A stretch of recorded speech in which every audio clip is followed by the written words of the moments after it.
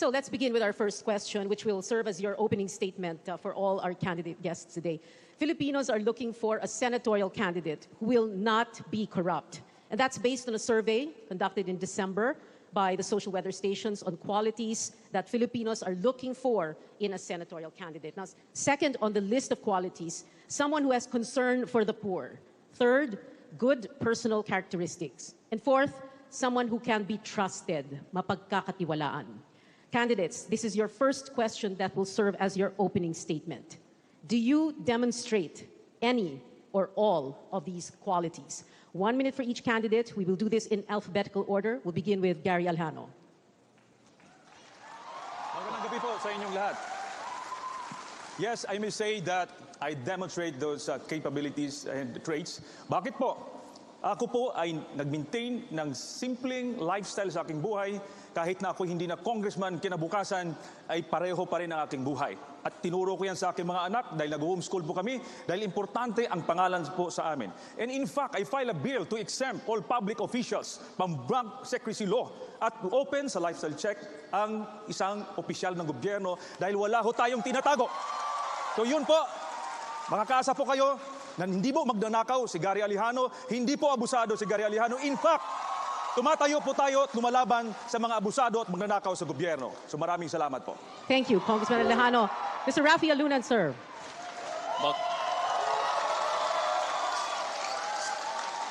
Magandang hapon po sa inyong lahat. I was in government before. I served you as your DILG Secretary and DOT Secretary. I came in poor, I left poor. I never stole a cent.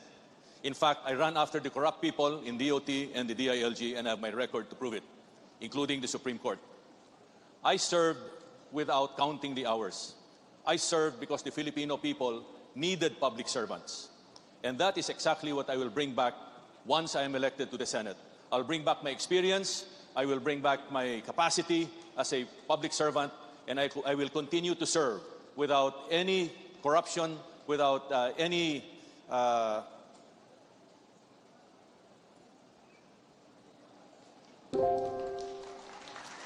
Without any hesitation, sir? Thank you, sir. Thank you. All right, next up, Nery Colmenares. Tatlong termino ako sa Kongreso, hindi ako nagpayaman dyan. Walang bahid ng korupsyon.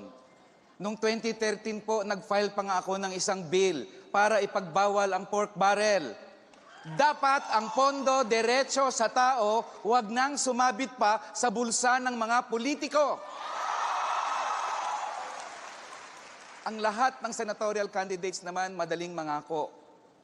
Pero ang dapat po nating tingnan ang track record. Mapagkatiwalaan ba si Nery Colmenares? Ako po, taas noo ko pong sasabihin sa inyo, yung aking pinapangako at plataforma ngayon, pinaglaban ko na yan ng congressman pa ako. Pagpataas ng pensyon, pagpataas ng sahod, pinaglalaban ni Nery Colmenares, may eleksyon man o walang eleksyon, kasama ko ang sambayanang Pilipino anumang oras. Maraming salamat po. Salamat po, Sir Nery. General Bato de la Rosa.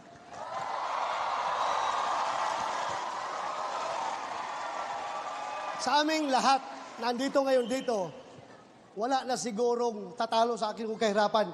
Ako lang ang anak ng tricycle driver dito. At ako'y lumaki na matino na tao. Never ako nagnakaw kahit na survival lang iniisip ko. Marami kong tsansa nung maliit pa ako na dapat nagnakaw na ako dahil pumapasok ako sa eskwelahan na walang laman ang tiyan dahil gutom. Ang tricycle driver na father ko, walang pambili ng bigas. Kinabukasan, walang masaing na bigas. Kaya papasok ko, walang laman ang tiyan. Hindi ako nagnakaw. Naglalakad ako papunta sa eskwelahan. 8 kilometers papunta, pabalik. Pwede akong sumakay ng jeep. Tumalo na lang, ayaw magbayad. Pero hindi ko ginawa. Ginawa ko, naglalakad ako dahil ayaw kong ako'y gumawa ng krimen. Salamat po, General Bato. Dean Chel Diokno.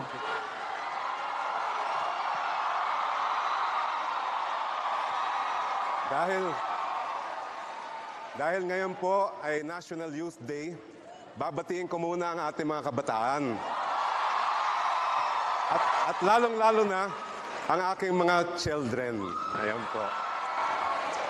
Alam po ninyo, walang ipinamana sa akin ng aking mga ninuno na political baluarte o makinarya o malaking kayamanan. Pero ang pinamana nila sa akin, ang pagmamahal sa inang bayan, paggalang sa dignidad ng tao, at pagmamalasakit sa kapwa. At yan ang dadaling ko sa ating Senado. Panahon na ngayon na pag-usapan natin ang katarungan. At walang katarungan kung laganat ang korupsyon. Walang katarungan kung puro pangungurakot na lang ang ginagawa ng mga politiko. Kaya makakaasa kayo sa akin, pagtatanggol po natin yan. Thank you. Thank Salamat you so po, much. Dean Shell. Next up, JV Ejercito.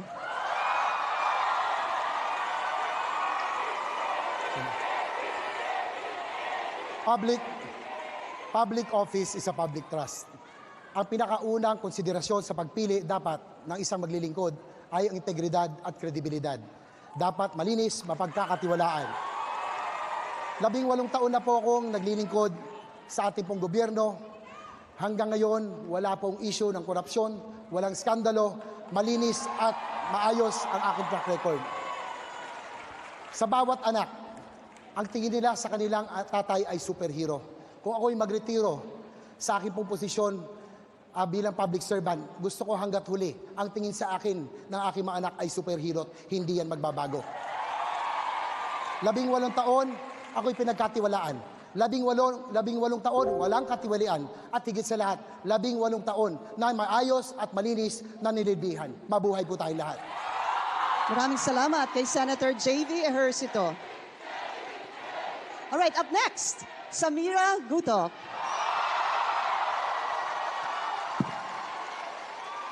Samira Gutok po, may pamilya, taga Marawi City, proud Mindanawan. Pinaglalaban namin ang pondo at alokasyon para sa sakuna, para sa mga lindol, mga biktima ng mga karahasan. Hindi po kwentong barbero ang aking dinaanan. Mismo gera where 500,000 people were displaced. At ito ay dapat iwasan sa kahit anong parte sa Pilipinas. Si Samira Gutok ay tried and tested. I was a rescue team volunteer almost all my life. Kasama ako sa NAMFREL, kasama ako sa Karancho, Kabalikat, at kung ano ng organisasyon. 1 year under Aquino, 1 year under Duterte, and I resigned because of a rape joke, proudly.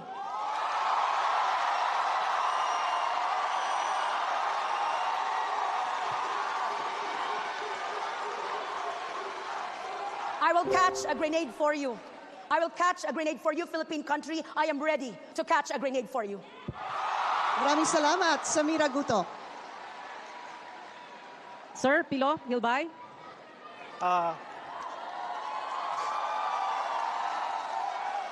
Si Pilo Hilbay ba ay mapagkakatiwalaan at tapat? Kung pwede lang tanungin ng girlfriend ko na si Agot Isidro, pwede na sana. Ako po ay isang batang tundo, graduate ng economics sa UST, graduate ng abogasya sa UP. Number 1 sa bar examination, pero hindi po tayo nagpayaman. Ang ginawa natin, nagsilbi sa taong bayan bilang isang public school teacher, bilang isang pangunahing abogado ng bayan. Ipinaglaban natin ang West Philippine Sea. Bilang isang ordinaryong mamamayan, alam natin ang gusto ng mamamayan. Ipaglaban, labanan ng droga nang walang patayan, respetuhin ang mga kababaihan, ipaglaban ang West Philippine Sea. Ang aking pagmamahal sa bayan ay hindi made for China. Salamat po, Sir Pilo. So, confirmed po na nag-number 1 kayo sa bar. Okay. Okay na po. Oo. Attorney Romy Makalintal, kayo po.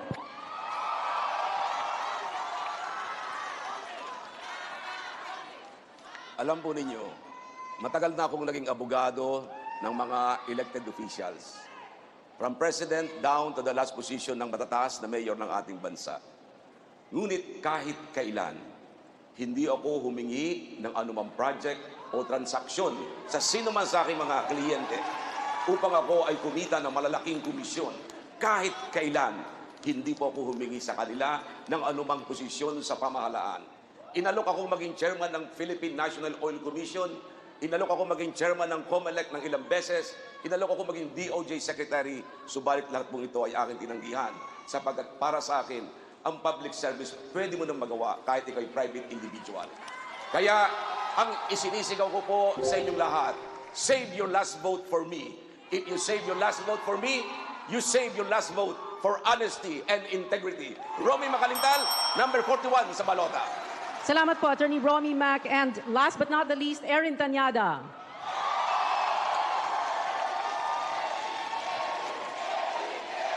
Magandang hapon po sa inyo lahat.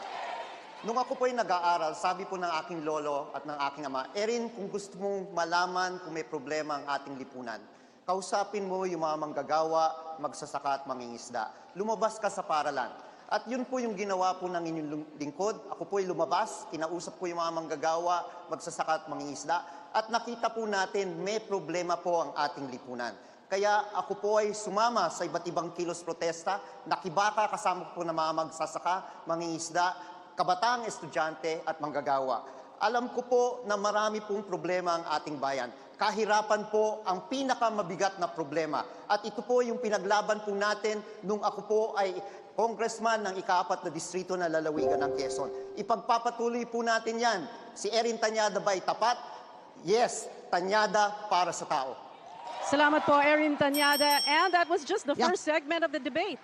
Hihinga muna tayo ng konti. We'll be taking a short break. When we come back, we're going to ask our senatorial candidates their plan on how to keep the Filipinos safe. That's one of the themes in today's senatorial debate. This is a CNN Philippines special presentation. We'll be right back. Stay with us.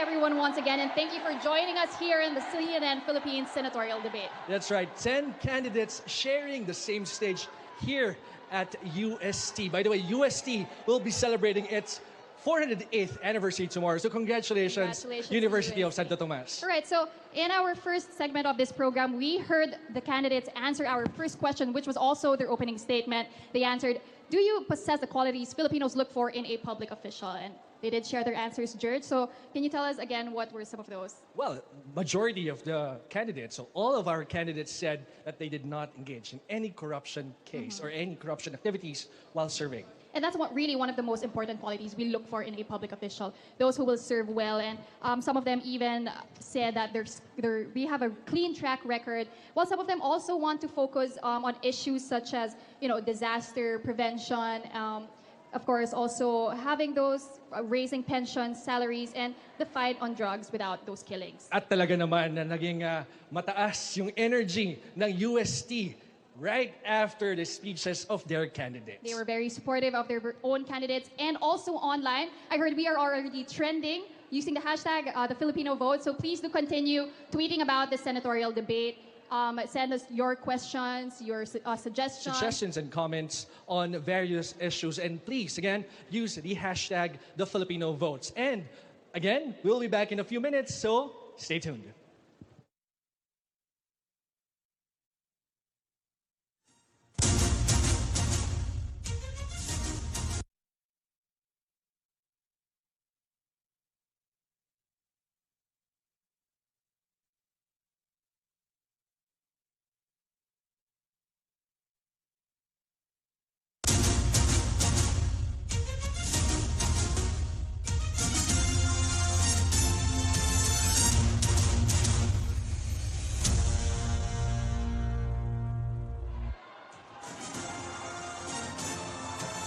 Welcome back, everyone. This is a CNN Philippines Senatorial Debate. I'm Pinky Webb. And I'm Pio Ontiveros. We have 11 candidates. Well, 10 right now. The other one's joining us in just a bit, sharing one stage to discuss the issues and controversies facing the country today. So we have 3 themes in today's debate. The first one, as I mentioned before we went on a break, is how to keep the Filipinos safe. The next question is specific to how our candidates can keep us safe amid a natural disaster. It's a topic that's fresh on our minds, of course, The past couple of days, we've been experiencing earthquakes in Luzon, Visayas, and Mindanao. This question goes to Samira Gutok, Rafi Alunan, Florin Hilbay, and hopefully later on, Glenn Chong. The question is this: how can you best prepare our country for the big one?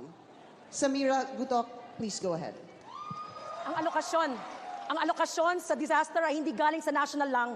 Dapat automatically nasa baba na. Huwag maghintay ang mga biktima sa baba. Preparedness is a year-long process. Kailangan po matagal na, alam na natin na may sakuna na darating. Dapat po may mga emergency bags tayo. Dapat may mga maririnig tayong emergency sounds and rings within our village para tayo ay mismong preparado at hindi tayo watak-watak sa ating mga pamilya. Dapat local government units, barangay, kasamang stakeholders ay kasama sa isang systematic, prepared, and mismong responsive system of disaster preparedness down the ground level. Thank you so much, Samira Gutok. All right, now let's go to Rafi Alunan. Salamat po. Preparedness is key. It starts at the level of the family, then community, then company, then country. At every level, there should be a proper plan to be able to prepare yourself against the big one. And you need to have all of the resources necessary to be able to survive at least the first 3 days. Because in a big earthquake, they say that even up to 1 week, you may not be able to get the help that's needed. So preparedness is very, very important. Thank you so much, Rafi Alunan. Pilo Hilbay, the question also for you: how do we prepare? How to best prepare our country for the big one? To prepare ourselves for the big one, we need 4 things: education, allocation, organization, and a culture of care. Lahat ng preparasyon dapat magsimula sa ating eskwelahan. Kung ang ating mga estudyante ay matututo, hindi ignorante pagdating ng sakuna, pwede silang magprepara. Pangalawa, kailangan maikasa natin ang pondo sa bawat level ng pamahalaan. From national government down to the local government, especially the barangay. Pangatlo, organization. We need to have a very good organization that can respond immediately to a natural disaster. Pang-apat, a culture of care. Kailangan magkaroon tayo ng kultura ng pagtingin sa bawat isa. Dahil kung ang bawat Pilipino magkakanya-kanya, kahit anong preparasyon, walang mangyayari sa atin. Salamat po.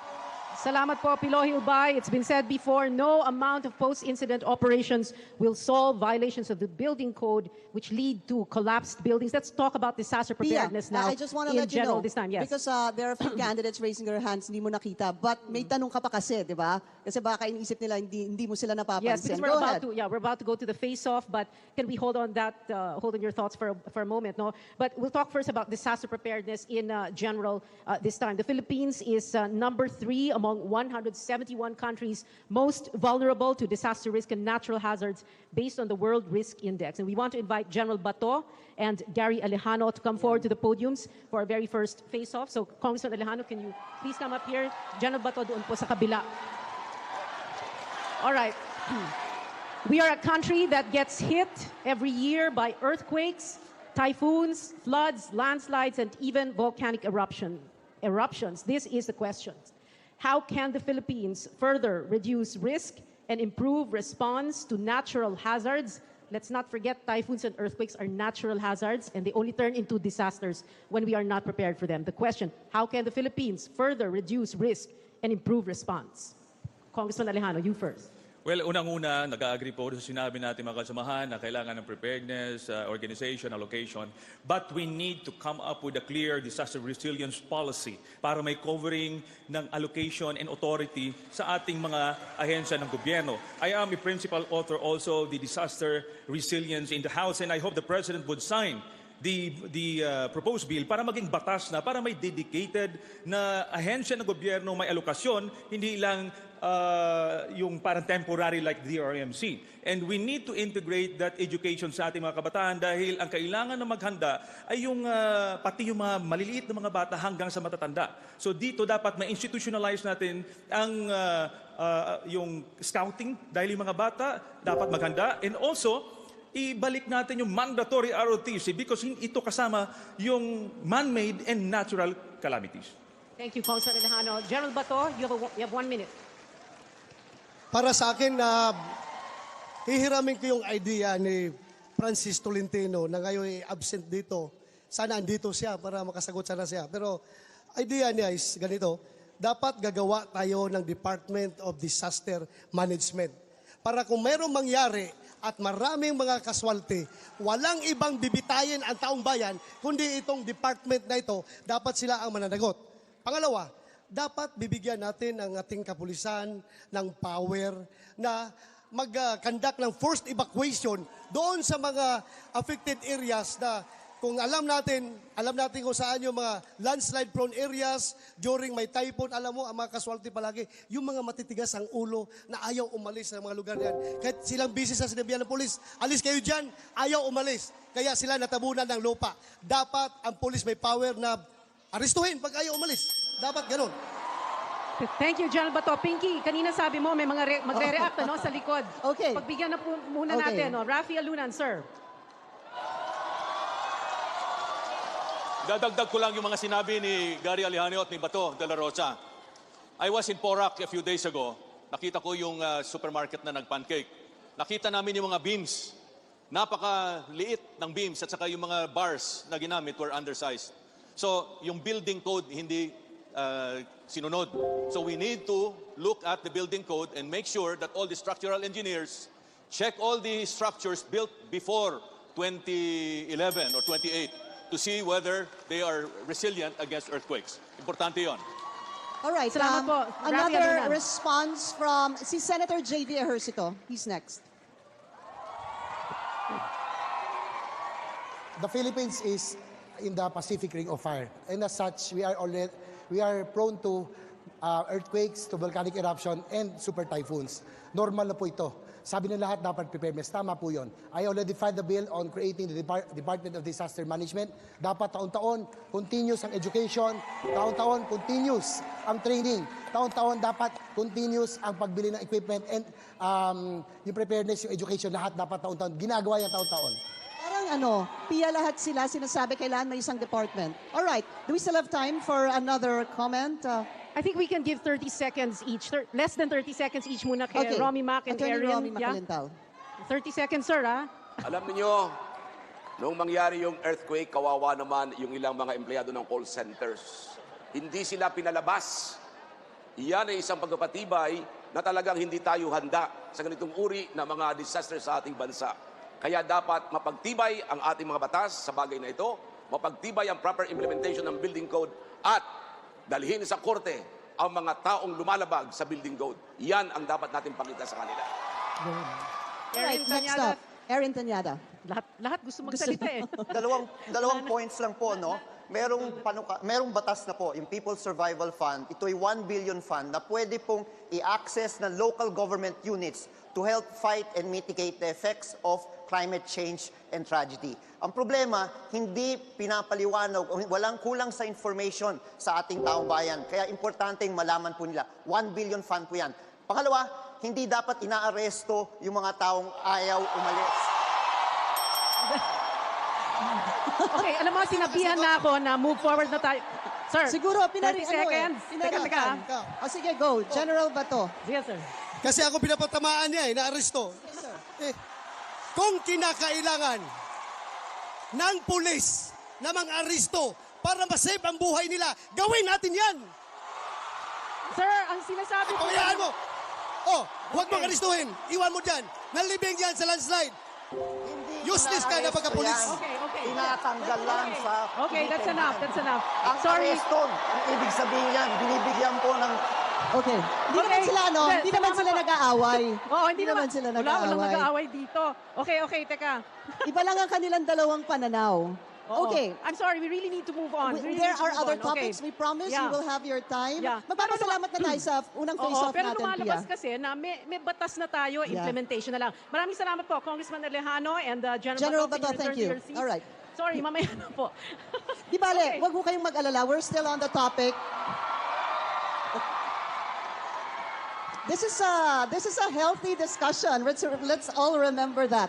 Ang topic pa rin naman natin is basic services. Okay, ang pinag-uusapan natin, disaster preparedness and response are quiet, very please. important, especially in a country like ours. We have a population to date of 107 million, according to United Nations estimates. Manila is also the most densely populated city in the world. As our population continues to grow, of course, demand for food, water, and energy also increases. Ito na. Our next question is about energy supply. Electricity rates in our country are among the highest in Asia. At panay po ang aming balita na nasa yellow at red alert ang Luzon grid natin. Hence, nagkaroon daw ng ilang rotational brownouts. Please listen. Our next question goes to the following candidates: Chel Diokno, Erin Tanyada, JV Ejercito, Samira Gutok, and Neri Colmenares. Ang tanong, importante ho talaga ito. What laws are needed to ensure Filipinos have access to affordable and sustainable energy supply? Let's start with Chel Diokno, please. Sir, kuryente pag-uusapan, hindi na lindol, ha? Kuryente lang. Yes. Sige po. Kailangan balikan natin yung ating mga batas tungkol sa elektrisidad. Dahil maraming ng butas-butas yan at hanggang ngayon hindi pa natatakpan yung EPIRA law. But looking forward, we need to address the problem of relying on fossil fuel energy. Kailangan lilipat na tayo sa renewable energy. Hindi na natin may iwasan yung problema na yan. Nandiyan na yung batas. We have the Renewable Energy Act, but it's not being implemented. It's about time we move to clean and green energy. It's about time we stop coal plants that are so damaging to the environment. I understand the need for these coal plants, but tama na. We will be locked in for the youth, yung darating na mga future generations ng Pilipino. Unless we move now to renewable energy, we will be locked in for many generations to But come. isn't RE renewable energy, mas mahal po ba yun? Or should we look at it as an investment? How should we look at it? Actually, the cost of renewable energy is going down every day. It used to be quite expensive, pero hindi na po ngayon. And we actually have the minerals and we have the equipment and talents to prepare to do it ourselves. So hindi ko maintindihan kung bakit yung mga buhangin natin ay kinukuha ng ibang bansa at dinadala doon. Kailangan natin yan dito. Ibang topic na po yun. Mamayang konti, we will talk about that. Erin Tanyada? Alam po ninyo, pinanganak po ang EPIRA Law noong 1991. Ngayon po ay 2019. Nagdebu na po ang EPIRA Law. Pero ang tanong, yung pinangako ba ng EPIRA Law na ibababa ang presyo ng kuryente ay naganap ba? Sa tingin ko po, hindi po naganap. Kaya importante po na kailangan balikan po natin ang EPIRA Law para malaman po natin kung ito ba ay nakatulong sa ating mga mamamayan o hindi. Pangalawa, importante rin po dahil alam natin kung hindi bababa po ang presyo ng kuryente, hindi rin lalawak po ang negosyo dito sa ating bansa. Alam natin, kung mataas ang presyo ng kuryente, hindi kumukuha ng mga bagong manggagawa ang bawat kumpanya. Kailangan ibaba po natin ang presyo ng kuryente para mas maraming trabaho dito sa ating bansa. Pangatlo, open access po. Ito yung isang rason kung bakit hindi bumababa ang presyo ng kuryente. Okay, thank you, sir. We'd like to hear from Senator JV Ejercito, please.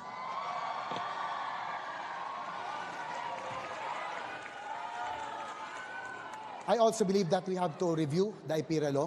The intention was to bring down the cost of electricity. Dapat magkaroon ng kompetisyon, ipa-privatize ang power plants. Ang nangyari po, natuloy ang privatization ng power plants pero yung pagbaba ng presyo ng kuryente ay hindi nangyari kaya kinakailangan na reviewin ang EPIRA law. Pangalawa po, we now have to reconsider other sources of energy. No? Dahil po yung coal, yung petroleum, bunker, napakamahal po. We have one of the highest cost of energy in Asia. Para tayo maging competitive, we have to look at other sources. In other areas, it's time to reconsider other sources. I know it's controversial, but nuclear energy, the whole world is going nuclear. Magandang combination. May nuclear, meron pong renewable. Kailangan natin baseload energy and renewable energy. It has to be a combination of both. Thank you po. Thank you. Senator JV Ejercito. Next up, Samira Gutok. The Senate has to say no to unenvironmental means. And that means saying no to coal. You cannot save Mother Earth when you invest in carbon emission and the heat that comes from coal. So you're going to have to use environmental friendly, and that is coming from natural born energy sources, hydroelectric power, and diversification based on nature. You are not going to use coal. Ang importante din po ay ecosystem friendly. This is for the next generation. This is for the next generation. We are also going to have to invest in rehabilitation. The generation, transmission, distribution facilities are already nasisira na. Yung NPC po kailangan i-rehabilita, kaya kailangan po ng investment. So importante po ay diversification, and of course, do not put systems loss back to customers. Excuse me, wala kami elektrisidad, bakit kami nagbabayad ng systems loss? Alright, maraming salamat kay Samira Gutok. Finally, Neri Colmenares. Noong 2013 po, nag-file po ako ng kaso sa Korte Suprema para pigilan ang pinakamataas na dagdag singil sa kuryente ng Meralco. May kolusyon po ang mga generation plants, sarabay-sabay sila nag-shutdown kunyari, bumaba ang supply, tumaas ang presyo ng kuryente. Mabuti na lang na TRO ng Korte Suprema at hindi pa naipapataw yan. Yan ang problema sa IPIRA. Dahil privatized siya, profit is the main motivation and public service is just an afterthought. Dapat ibasura ang IPIRA. Pangalawa, may bill po ako sa Kongreso at ilaban ko rin ito sa Senado. Tanggalin ang value-added tax sa kuryente. Dapat hindi binavat ang kuryente dahil inflationary ito. Pangatlo, may nakaamba pong delikadong bagay sa atin. Ito po ang loan sa China. Pag makuha ng China ang patrimonial assets natin, mga kuryente, yan ang pinakamalaking disaster sa atin. Kaya dapat pigilan ng China dito sa mga loans na ito. Maraming salamat kay Neri Colmenares. All right, we're going to invite two candidates who can specifically talk about bringing down power rates in the country. Yung una po ay si Attorney Romy Macalintal. Please go to the podium, sir. And I'd like to invite somebody else who feels very strongly about this to face off with Attorney Romy Mac. Anybody? Go ahead. Go ahead, Congressman Neri Colmenares. Okay. Yes, Siguro ang basic tanong naman, aside from everything you've said is, sabi nga ni Congressman Neri, yung VAT, ano, how can we bring down the price of electricity? Attorney Romy Mac, you can go ahead. Alam mo, ang problema talaga sa ating bansa, yung elektrisidad, ang oil consumption natin. Ang problema kasi dyan, nung inintroduce yung EPIRA law, yung tinatawag pa nga Electric Reform Act na yan, ay parang bumaba daw ang ating halaga ng kuryente. Subalit, nung ma-privatize ang National Power Corporation, ang ginawa natin, bumibili naman ang National Power Corporation sa mga independent power producers. Kaya ang dapat siguro ito, kahit na tayo bumibili dyan, tingnan natin kung tama ba yung halagang binibili natin. Kasi kahit bumili ka, magamit mo man o hindi ang kuryenteng binili mo sa IPPs, babayaran mo pa rin yan. At bukod dyan, andun yung tinatawag na isera. Ano ba yung isera? Ang ibig sabihin yan, kapag tumaas ang halaga ng dolyar, babayaran din natin, mag-a-adjust din tayo ng presyo. So dapat talaga dito magkaroon ng pagre-review yung IPIRA law sapagkat hindi nakakatulong sa bansa natin kundi lalong nadaragdagan ang halaga ng kuryente. Congressman Neri, go ahead, sir. Yes, kahit unbundle daw ang presyo ng kuryente, maraming singil dyan di natin alam, maliban sa kolusyon. Ang isa po dyan ay ang bill deposit. Marami sa atin di nakakaalam ngayon yan. May bill deposit pong sinisingil sa atin ngayon. Kung 3,000 pesos ang iyong bill monthly for 3 months, kukunan ka pala ng 3,000 pesos parang deposit. Pag hindi ka daw nakabayad, yun ang reremata ng Meralco. Ang tanong ko, bakit kailangan ng bill deposit? Hindi ba pag hindi kami nakabayad, pinuputulan nyo kami ng kuryente? Yan ang masama dyan. Tapos pangalawa, ang bill deposit totaled almost more than 30 billion pesos sa Meralco. Hindi siya ma-audit-audit. Ang interest napupunta sa Meralco, hindi sa taong bayan. Kaya sa Korte Suprema, magfa-file po ako next week. Isang petisyon para ibabaliwala ang bill deposit at i-refund ang bilyon-bilyon sa mamamayang Pilipino.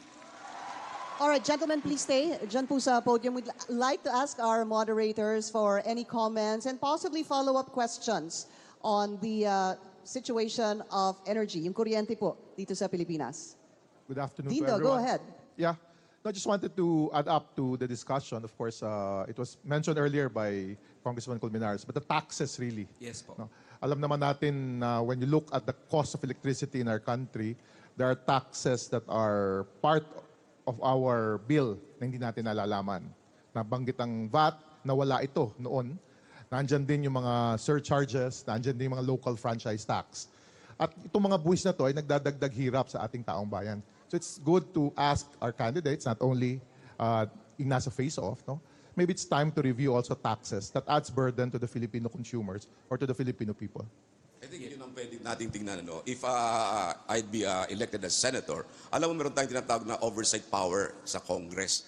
Meaning, ang mga senador o mga kongresista, pwede silang tumawag ng mga inquiries about this high increase in the prices of electricity. Ito ang pwedeng pag-usapan doon. Dapat pa bang magkaroon ng ganito mga uri ng mga taxes? Yan ang dapat na pag-aralang mabuti. At hindi yung para bang ang Senado o Kongreso ay kakampi pa doon sa mga tao nagpapatakbo na nasabing kumpanya. Dapat ang Kongreso kumakampi sa tao, hindi sa mga kumpanya. Tama po, allergic po ako sa taxes. At pag sinasabi ng gobyerno na pag tinanggal ang tax, saan kukunin ang pondo, may pondo po ang gobyerno, gusto lang nilang waldasin sa walang kakwenta-kwentang proyekto. 3 termino po ako sa Kongreso, bilyon-bilyon po dyan para sa mga kalsadang walang beginning, walang end. Bilyon-bilyon para sa mga tulay kahit walang ilog. So tanggalin ang mga taxes, ayusin ang korupsyon, ipakulong ang lahat ng kurakot sa gobyerno, iyon ang solusyon. Thank you. Now, we're gonna go to Pilo Hilbay first. Speak here? Okay. Nung napukor po yung may hawak nung enerhiya sa atin, ang sabi, inefficient yung government at corrupt. Kaya ang naging solusyon, i-privatize. Pero ang nangyari, yung inefficiency, yung corruption, napunta lang sa private sector. Ano ang solusyon? Mga senador at mga mambabatas na hindi captive ng power companies, na mga tatayo para sa mga ordinaryong mamamayan, hindi hawak ng mga public utilities. Yun po ang solusyon para sa atin. Salamat. Thank you. Gentlemen, maraming salamat. Thank you very much, Kong Neri. Attorney Rami Mac, thank you. Kaya Congressman napavolunteer Neri. si Kong Neri kasi wala po si Glenn Chong kanina. Dapat yun ang ka-face like I off, said, eh. we are waiting for him. So thank you very much for that face-off.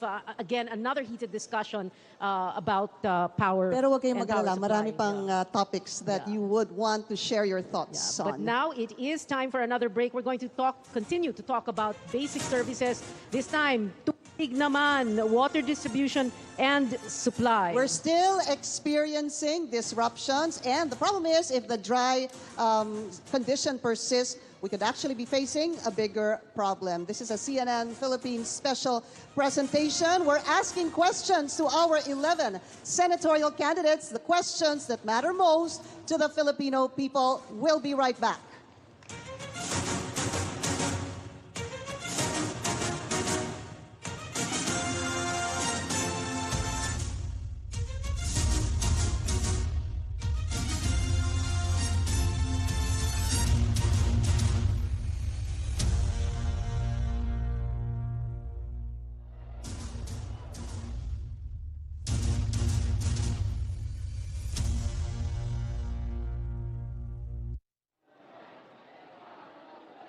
Thank you for watching our senatorial debate only here on CNN Philippines. And the Filipino votes is still a trending topic on Twitter. So let's just keep those tweets coming. Send us your questions, your comments, and suggestions for our senatorial debate. And George, I would just like to acknowledge the energy of our supporters here at the UST That's 20th right. Centennial Pavilion. It's, At, you know, lalo na, no, nagkaroon tayo ng first face-off natin on stage. Sobrang meron na kaagad na heated discussion between Bato de la Rosa and, of course, Erin Tanyada. Yeah, and they talked about the response of the government when it comes to disasters, lalo na ngayon because we've been experiencing earthquakes. Yan. So kanina na pag-usapan yan, they're talking about the creation of a national disaster policy. Yan ang sinabi ni Congressman Alejandro kanina. While former PNP Chief Bato de la Rosa mentioned about the forced evacuation power of the police. Police should have that power to do that nga, no? Pero sumagot naman itong si Tanyada. Sabi niya, dapat hindi rin man arestuhin ang mga ayaw magpa-evacuate. That's right. Kaya nga medyo mainit yung ating balitaktakan kanina. But also we talked about how to lower the prices of electricity here in the country. Of course, since summer is approaching. I mean, it is summer already, and we are experiencing some problems with energy. Chel Jokno did say that we have to address the problem of fossil fuel. We need to look and tap into renewable energy. what else did Yeah, other and candidates say? Senator Ejercito meanwhile said that we should review the IPIRA law, and of course he's supporting the nuclear power and renewable energy in the country. So many topics that we can talk about dito sa ating senatorial debate. And coming up, we will be talking about basic services naman such as water. Ito, syempre, a risk that we experienced in the last couple of weeks. So we'll see what the senatorial candidates have to say about that. So we are getting ready to go back to the main proper of the debate with our very own Ms. Pion Tiveros and Pinky Webb. You're watching the CNN Philippines senatorial debate. Our questions for our candidates revolve around three themes: keeping Filipinos safe, how can our senatorial candidates ensure our safety? And of course, we want to find out how they can improve the lives of the Filipino people, as well as what their plans are to build upon the future of Filipinos. So, we are still on the topic of basic services in a country, as we mentioned a while ago, with a growing population, 107 million. And this next question fits right into one of our themes, improving the quality of lives of the Filipinos. Nako, ito na naman tayo, Pinks. Kanina galit at maingay ang crowd. Ito, magagalit na naman at mag-iingay na Asahan naman. na natin to. Our next question goes to the following candidates: General Bato, Rafi Alunan, Romy Macalintal, JV Ejercito. So, the question is, what should be done? What should be done to address our water problems? Ano bang dapat natin gawin dahil sa nararanasang kulang or shortage sa tubig? Ready na si Pero, may tubig na ba kayo lahat? Meron na? Ako meron akong balde sa office. Ready na si General Bato. Pia, let's start with him.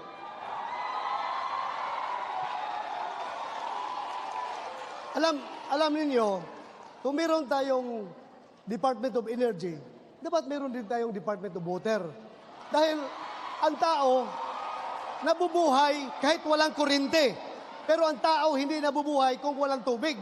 Pero kailangan talaga tayong mag-establish ng Department of Water na siyang mga kasiwa para sa sourcing, pricing, distribution, regulation ng lahat ng tubig sa buong Pilipinas. Dahil sa ngayon, iba ang presyo ng tubig sa Zamboanga, iba ang presyo ng tubig sa Pangasinan.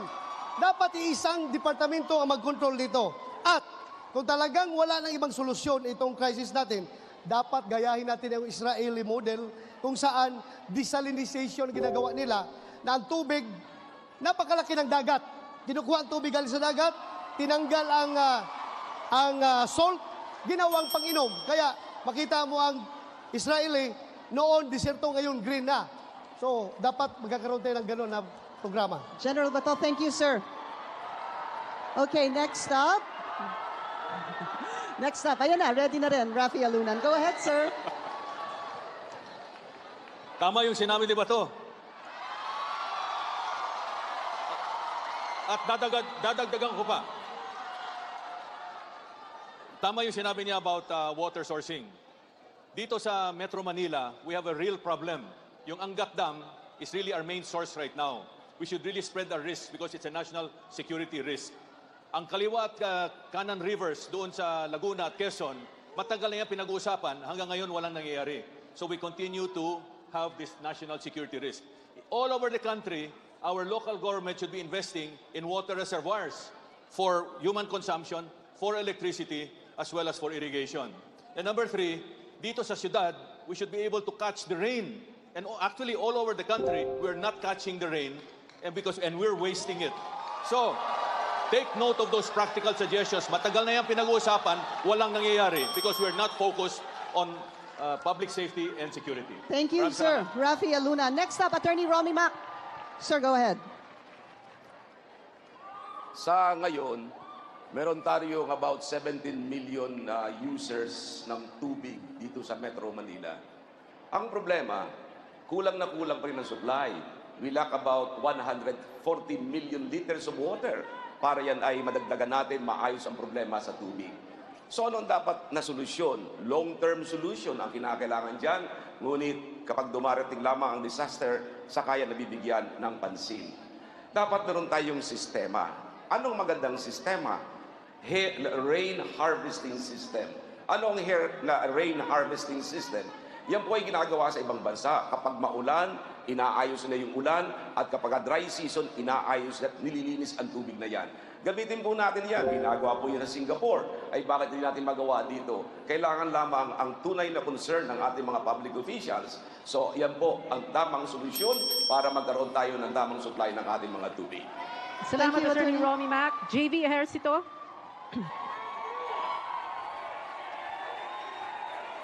The main source of water of Metro Manila is Angat Dam, which was built in 1967. Dati po wala pang 10 milyon ang populasyon sa Metro Manila. Ngayon po ay sobra-sobra na. Hanggang ngayon, Angat Dam pa rin.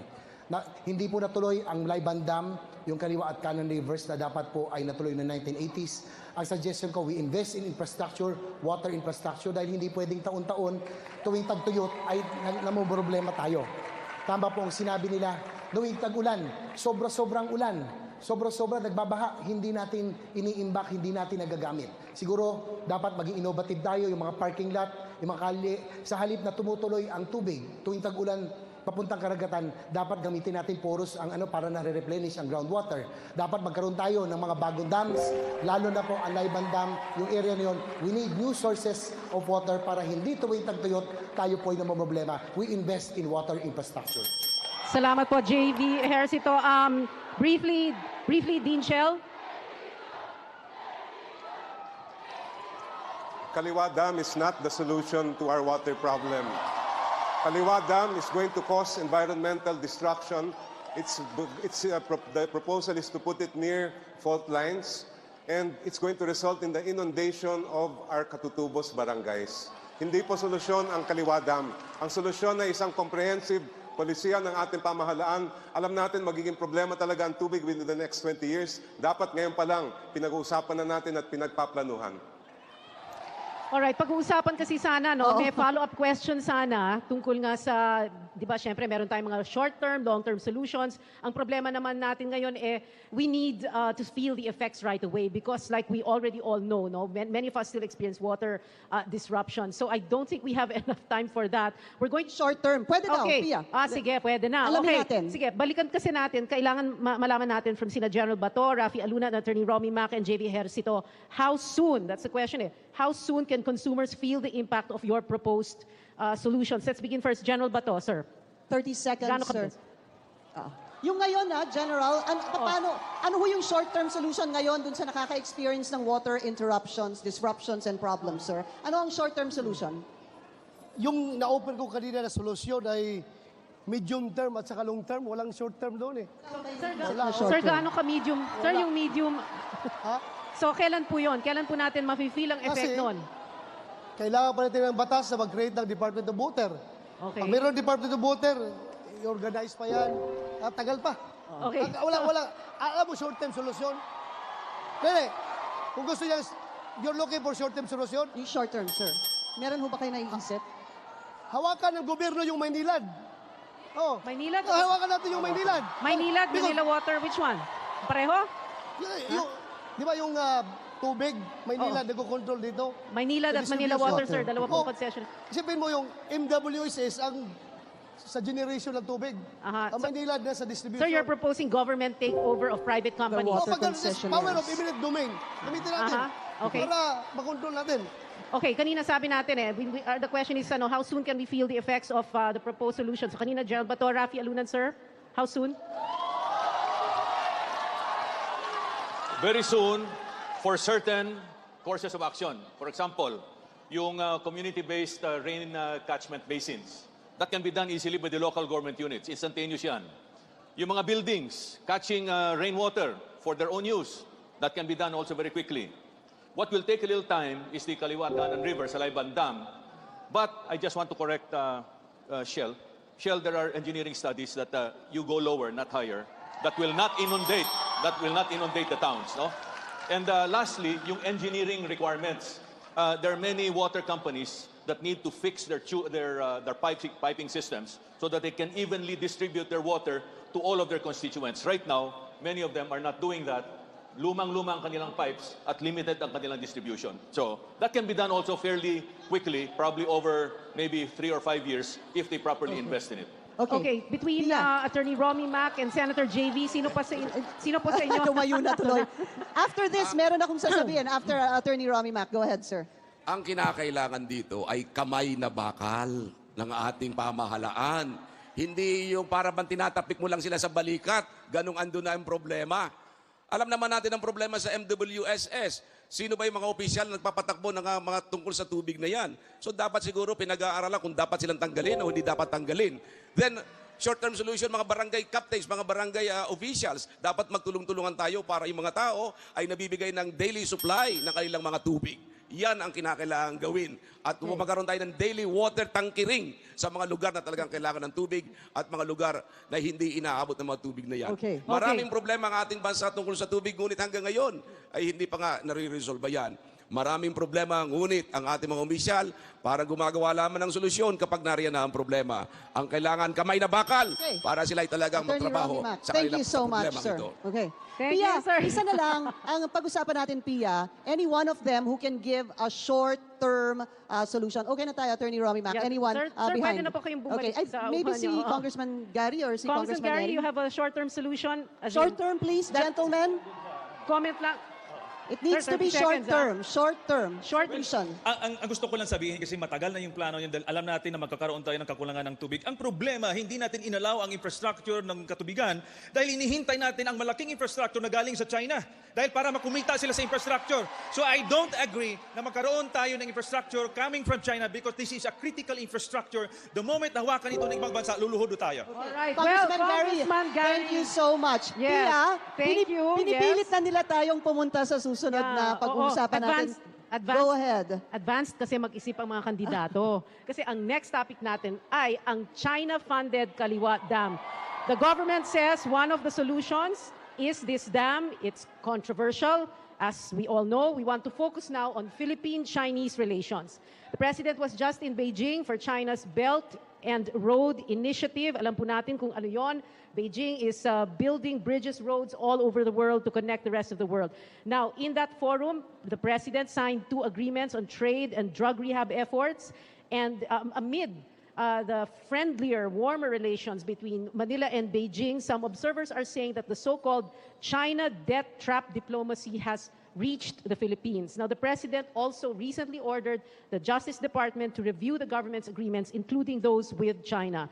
So, we are going to have a face-off now, Kong Alejano and Rafi Alunan, and tamang-tama, kanina nabanggit nyo na okay daw ang Kaliwa Dam. Yes, the two of you please go up to the podium.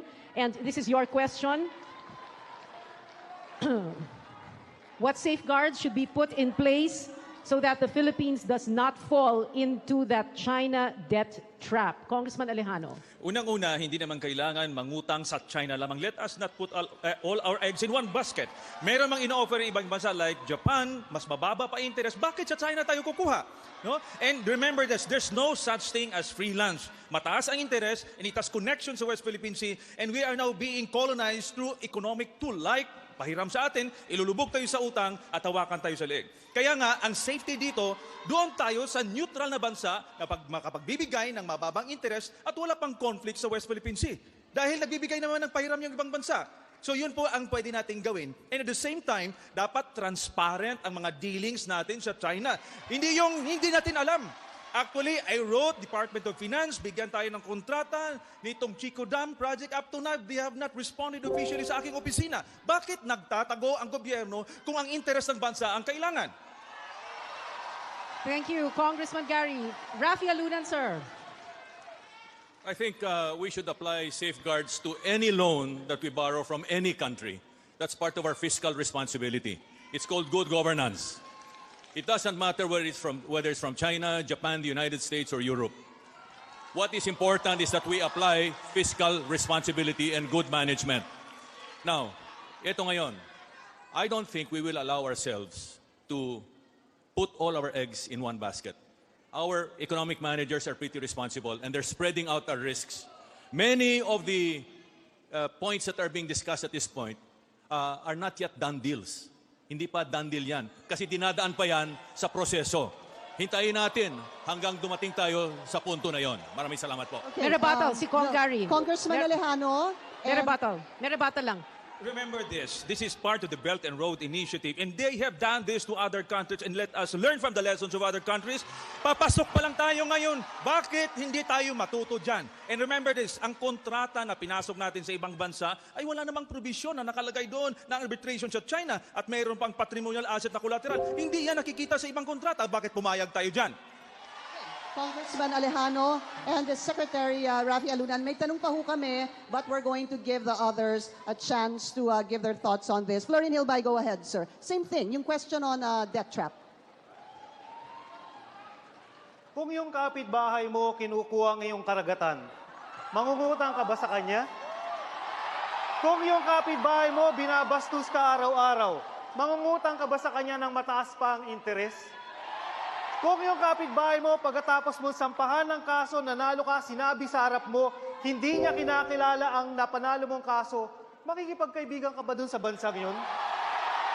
Naiintindihan ng mga Pilipino kung ginagancho tayo, kung niloloko ang mga Pilipino. Yun lang po. Salamat po, Pilo Hilbay. Sandali lang po, puntan po natin si Anjo Olimario sa ating panel dahil binanggit po kanina ni Kong Gary yung ibang bansa that have similar experiences. Anjo. That's right, Pia. I'd like to look into what happened to Sri Lanka. In late 2017, Sri Lanka handed over commercial activities, its main southern port, to China on a 99-year lease because it could no longer pay for its loan to China. Should we be concerned that the same thing could happen to the Philippines? Yes. We should be. Example, Tajikistan. Sabi ng China, they have a conflict areas there, around 1,500 square kilometers of conflict territory. Ngayon, ang sabi ng China, that is not the totality of our relationship, just like what they're saying to the Philippines. Look at now, nalubog sa utang ang Tajikistan, anong binayad niya? The 1,500 square kilometers ng kanyang teritoryo. It will happen to us sa West Philippine Sea. Hindi niya sasabihin sa ngayon, but later on, pag nalubog ka sa utang, you don't have any other option. Rafi Alunan, sir, your answer. Go ahead, sir. Okay. I think there are enough lessons internationally that we've studied very, very carefully. And I'm sure that our economic managers like Ernie Pernia. Audience, please. Audience. In the same way, audience, in the same way that you would like your candidate to be respected, please. Audience. Sir? Problem kasi is nawawala din yung train of thought nila kapag when you heckle them. So, pagbigyan po natin lahat ng kandidato. Their time. Can we ask for that now? Audience, please, ha? Secretary Rafi Alunan, sir. Thank you. We'll go back to your 30 seconds, sir. Every time may mangyari pong ganyan, balik po tayo sa 30 seconds. Sir, go ahead. Maraming salamat po. There are enough lessons internationally where I'm sure our economic managers have captured these lessons. No? Many of the things that we're talking about are still speculative in nature. We have not yet signed up the kind of loans that we say will lead us to a debt trap. For example, yung lumabas ngayon sa Belt and Road Initiative, a lot of them are MOUs. They're not contracts at all. And they're still subject to negotiation. So saying that we're going to fall into a debt trap is premature. Right. Sir, so very briefly, we do not need to be worried that we could lose territory. We do not need to be worried that we could lose territory because of this. No, Hindi po. because no worries whatsoever. No, I've come across the response of government that they will never use our resources as part of what we call collateral for the loans. They will never do that. Ang dami kasing gusto magbigay ng kanilang thoughts. Isa-isay natin. Pwede mabilis lang. Aaron Tanyada, go ahead. Alam po ninyo, pinaglaban ko po ang freedom of information. Sabi ng ating Pangulo na siya po ay advocate ng freedom of information. May Executive Order number 2. Kung walang problema itong mga kontrata ito, yung Chico Dam, yung Chico Irrigation Project, yung Kaliwa Dam, bakit ayaw ilabas ang kontrata? Yun lang naman ang hinihingi po natin. Kung above board yan, well and good. Pero sa tingin ko, may tinatago. Okay. Attorney Romy Mac, yung mabilis lang. Go ahead, sir. Ang mahirap sa sinasabi ng pamahalaan na hindi pa raw ito done deal, abay delikado yan. Hihintayin pa ba nating matapos ang kontrata? Saka lang tayo magrereklamo? Aanhin mo pa ang damo kung patay na ang kabayo. Di ba? So siguro, dapat talagang pag-aralang mabuti yan. Hindi po pwedeng future lamang titingnan. Sa kasalukuyan ang dapat nating tingnan kung talagang dihado ang ating pamahalaan. Pag dihado tayo, ipaglaban natin yan. Yan ang gusto ng 8 Diretso. Attorney Rami Mac, thank you. Sabi ko- Go ahead.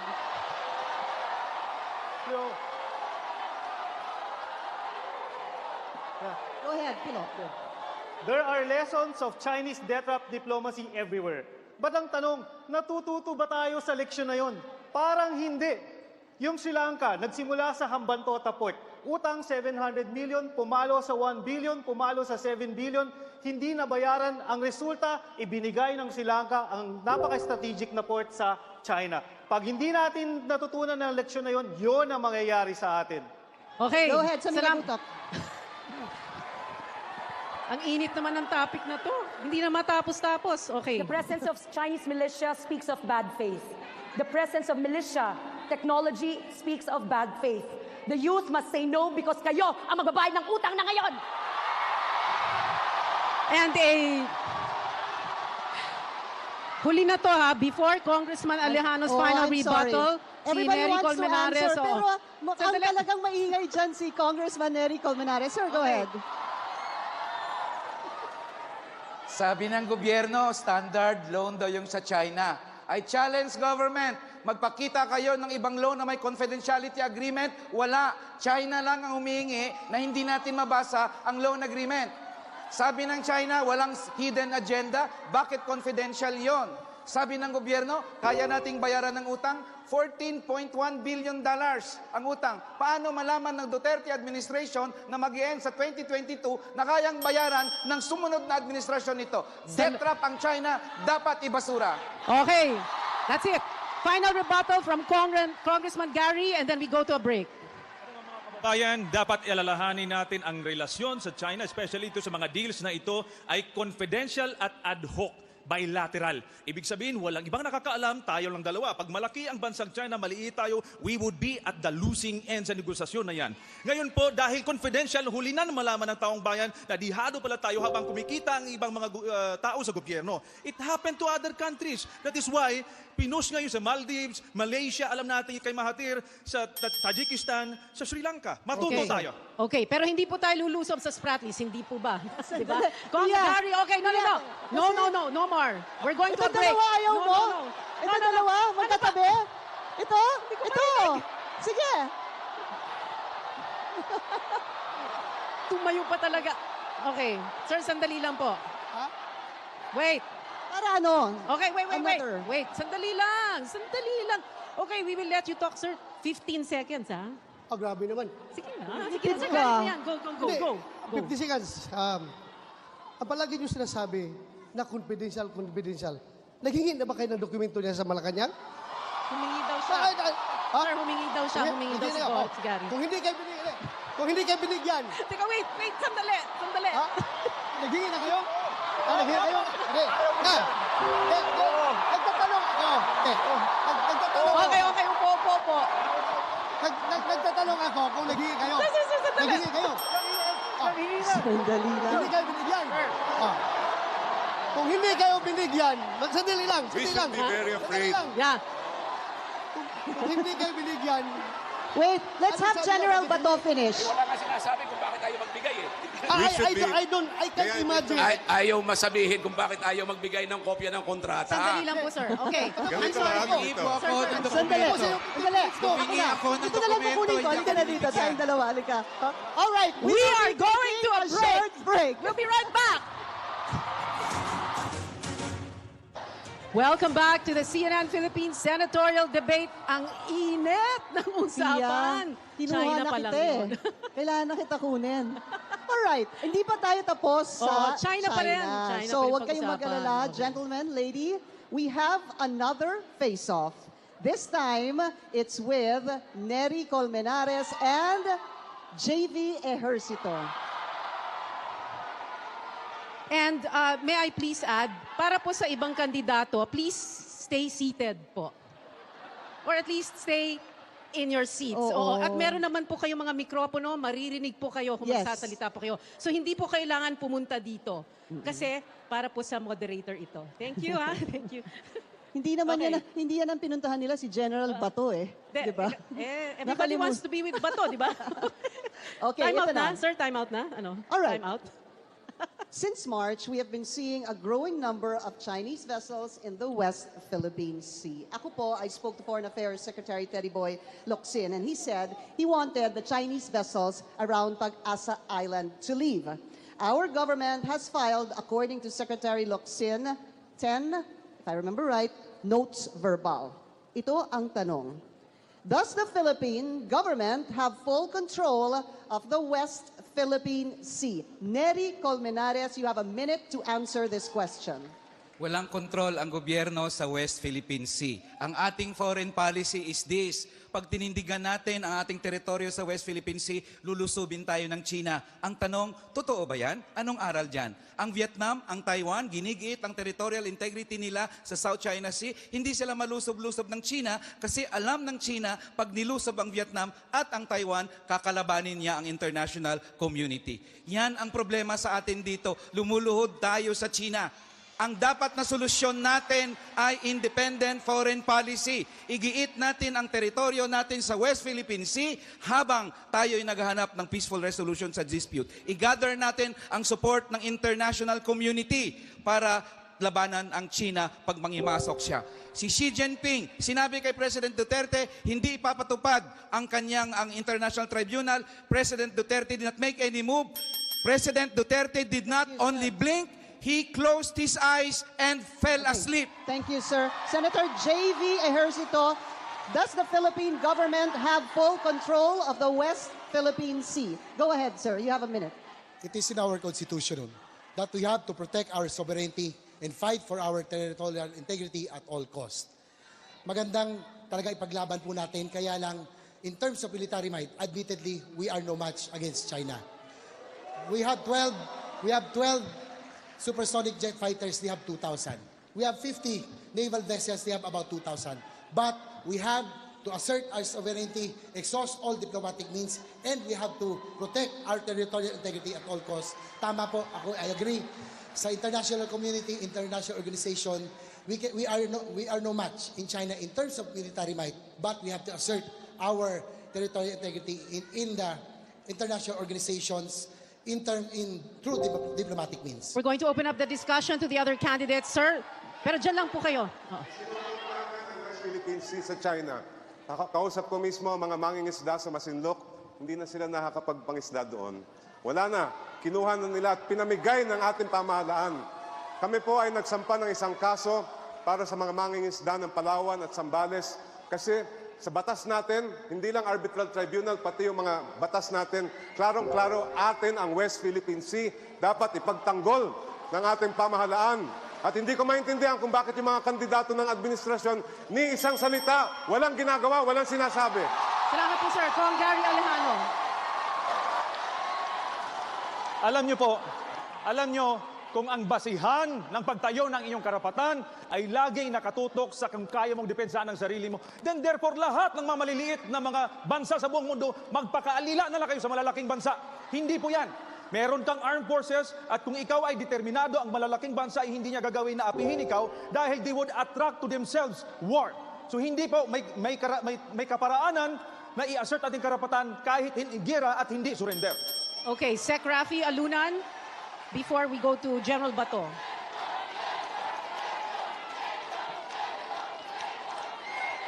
Okay.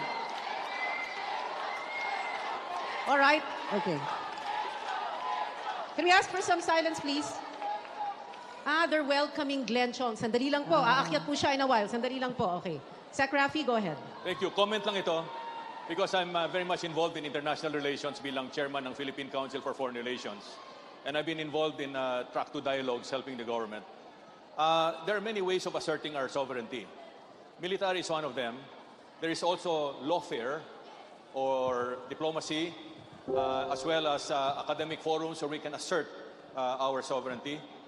You know, when we spoke to the Chinese to break the ice with President Ramos and Chito Santa Romana, we talked about human and ecological security. Sir, I'm sorry.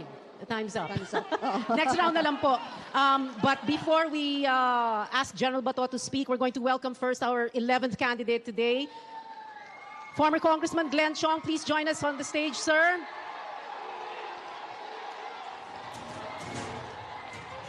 Welcome, sir. Thank you very much.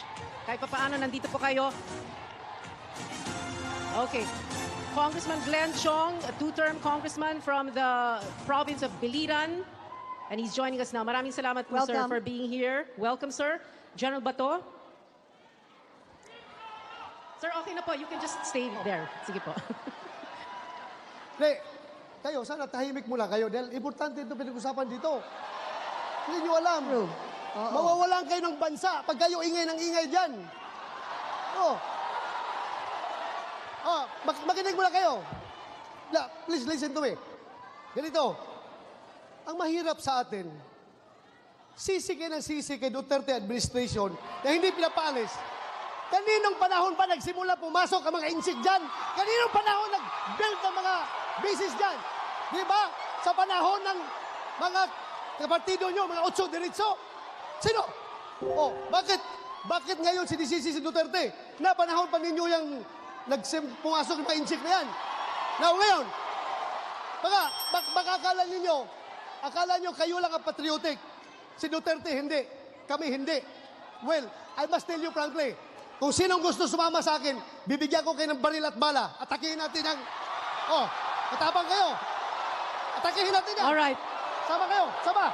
Salamat po, General Bato. Atakihin natin yan. Alright. Thank you, sir. Thank you.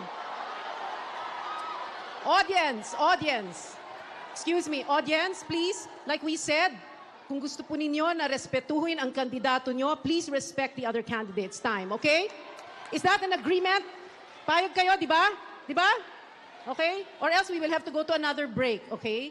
So please, konting silence lang. Let them talk. Dito na natin umpisahan yung respeto sa isa't isa. Let's let them talk because we don't understand dahil sa ingay na rin. You wanna react? React after. Okay. Pia, who's next? I think we're going to Pilo Hilbay first. Isa sa pinaka-importanting tanong sa eleksyon na to, kayo ba ay Team China or Team Pilipinas? Ang mga kandidato nyo ba ay maka-Pilipino o tuta ng China? Ako po, bilang Solicitor General, pinaglalaban pa rin natin ang West Philippine Sea. Ang pagmamahal ko sa bayan, pagmamahal ko sa aking pamilya, parang pagmamahal ko kay Agot Isidro. Thank you, Pilo Hilbay. Nasingit pa talaga si Agot. Pupuntahan ko na nga si Agot, malapit sa akin eh. Hello, Agot. Okay. Romy Mac? Actually, talagang tunay ang relasyon ni Agot at ni Pilo Hilbay. Kasi ako ang ninong nila. Ngunit kung pag-uusapan itong China ito, abay nais pa tayong patahimikin. Tumahimik daw tayo ngayon. Ay bakit tayo, pati ba naman dito, patatahimikin pa tayo? Hindi naman yata karapat-dapat yan. Ito lamang ang pagkakataon para marinig ng pamahalaan kung ano ang posisyon ng taong bayan laban sa China na yan. Pagpapawalan pa tayo, patatahimikin pa tayo. Hindi natin kailangan ng baril, hindi natin kailangan ng bala para tayo makipaglaban. Okay, sir. Maraming salamat. Dapat tayo marinig ng buong pamahalaan. Your time is Sir, up, sir. pasensya na po. Kailangan tumahimik kasi ubus na yung oras natin. Okay? Sino pa? Magre-rebuttal muna si Kong Neri and then Senator JV. Yung nagfe-face off.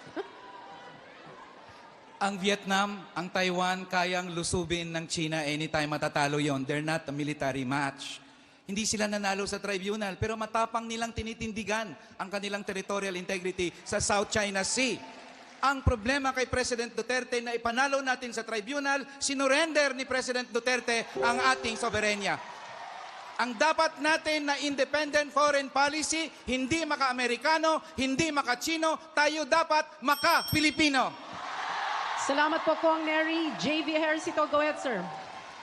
Hindi porket nasa administrasyon ay tuta na. Ang sabi po ni Pangulong Duterte ay kay Senator JB, he has the balls to criticize me. At dito sa pagkakataon to, kailanman hindi natin isusuko ang Pilipinas. We will protect our territorial integrity and fight for our sovereignty at all costs. Kaya nga po nirerespeto tayo ng Pangulo kahit na ako'y iba ang aking pananaw ay dahil sinasabi ko rin ang katotohanan. Pag tunay kang kaibigan, sasabihin mo ang katotohanan at ipaglalaban natin ang teritoryo natin. Salamat, Senator JV. Magpalamig muna tayo ng ulo ng konti. Let's go to our panelists. Ina Andolong. Just to add to our discussion, isa po sa pinag-uusapan ay yung Chinese vessels in Pag-asa Island. And to put a bit of context to that, Malacanang earlier said that Chinese vessels, and I quote, have no business being there in Pag-asa Island and should go away. But they are still there even after President Duterte told China to lay off Pag-asa Island. Now, President Duterte, as we know, is in China. He raised this matter to Chinese President Xi Jinping. But in the end, both leaders agreed, as both countries have done in the past, to deal with the matter through bilateral negotiations. So my question to both gentlemen, what should the government's next step be given this situation, specifically in Pag-asa Island po? And this will be the last question for this face-off, and then we'll go to a break. So, Senator JV, kayo po muna. Naku, napaka-gentlemanly nyo naman. What's the next step? Oh, what is the next step? Kayo na lang po. Yeah. Sa akin, sinasabi ko na po kanina, independent foreign policy. Dapat po igiit natin yan. Duda ako sa bilateral negotiations. Dapat multilateral yan. Tuso ang gobyerno ng China, hindi pwedeng pagkatiwalaan. Kaya ulitin ko, on the issue of sovereignty, tindigan natin yan. President Duterte, on the issue of sovereignty, did not only blink, he closed his eyes and fell asleep. Dapat igiit natin ang teritoryo sa West Philippine Sea. Senator JV. The Senate is the last bastion of democracy. Have faith in the Senate. Ako po, bilang tagapagtanggol, as Vice Chair ng Committee on Finance, in charge to defend the budget of the DILG and PNP. Dapat po yung CCTV camera surveillance systems, Huawei ang gagawa, China po dapat kontrata. Pero hinarangan, kinontra po ng Senado because, believe in your Senate, we are indeed the last bastion of democracy. We will protect the interests of the people. Salamat po, Senator JV. Isa lang, isisingit natin si Florin Hilbay dahil he was part of the legal team, of course, responsible for filing a case against China in The Hague taong 20... Ano nga ba yun? Anong taon na yun? Ha? July 12, 2016 tayo. Okay. So, ano ho ba, sa inyong pananaw, ang dapat na susunod na hakbang?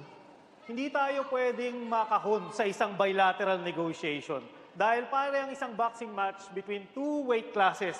Kailangan natin ma-internationalize yung issue. Hindi pwede na hindi natin ginagamit yung ating panalo. Dahil yung ating panalo ang susi para magkaroon ng isang malakas na koalisyon ng iba't ibang mga bansa laban sa China. Salamat po, Pilo Hilbay. Thank you. We're gonna have to take another break, of course. We're still live here at the Quadricentennial Pavilion at the University of Santo Tomas for our Senatorial debate. We're live on Facebook at yung mga tanong niyo po sa Facebook ay natatanong din namin. When we return, we will talk again about China. China pa rin. And jobs, trabaho para sa Pilipino. We'll be right back. Stay with us.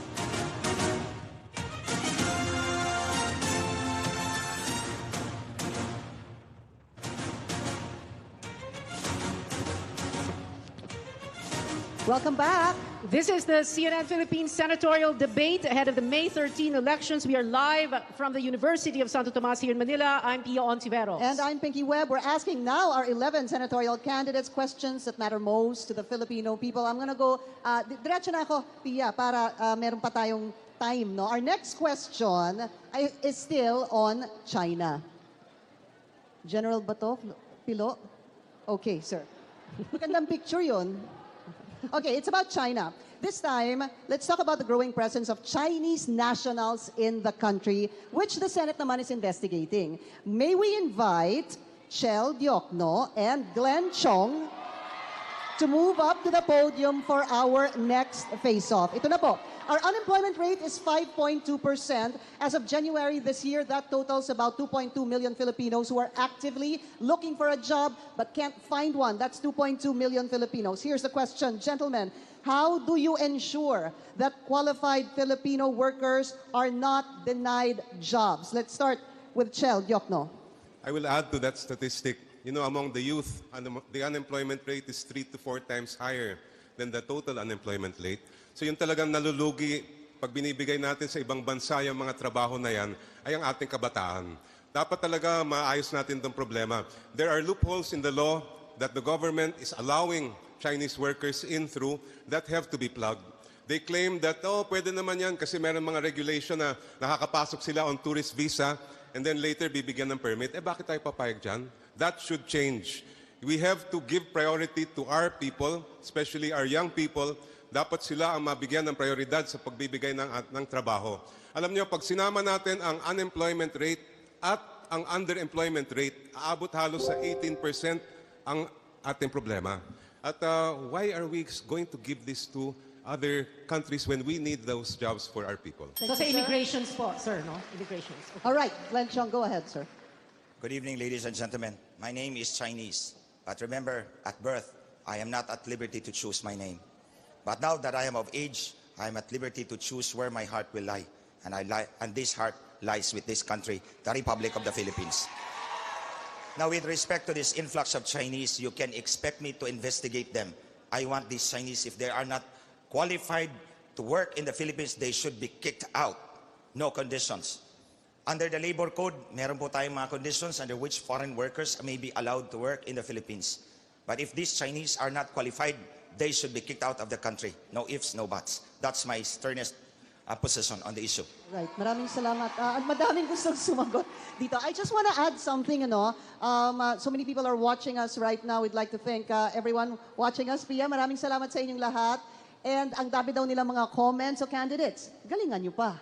Daming comments sa social media. Marami Trending. din. Yes, that's right. So now, we go next to the people behind. Sino ho?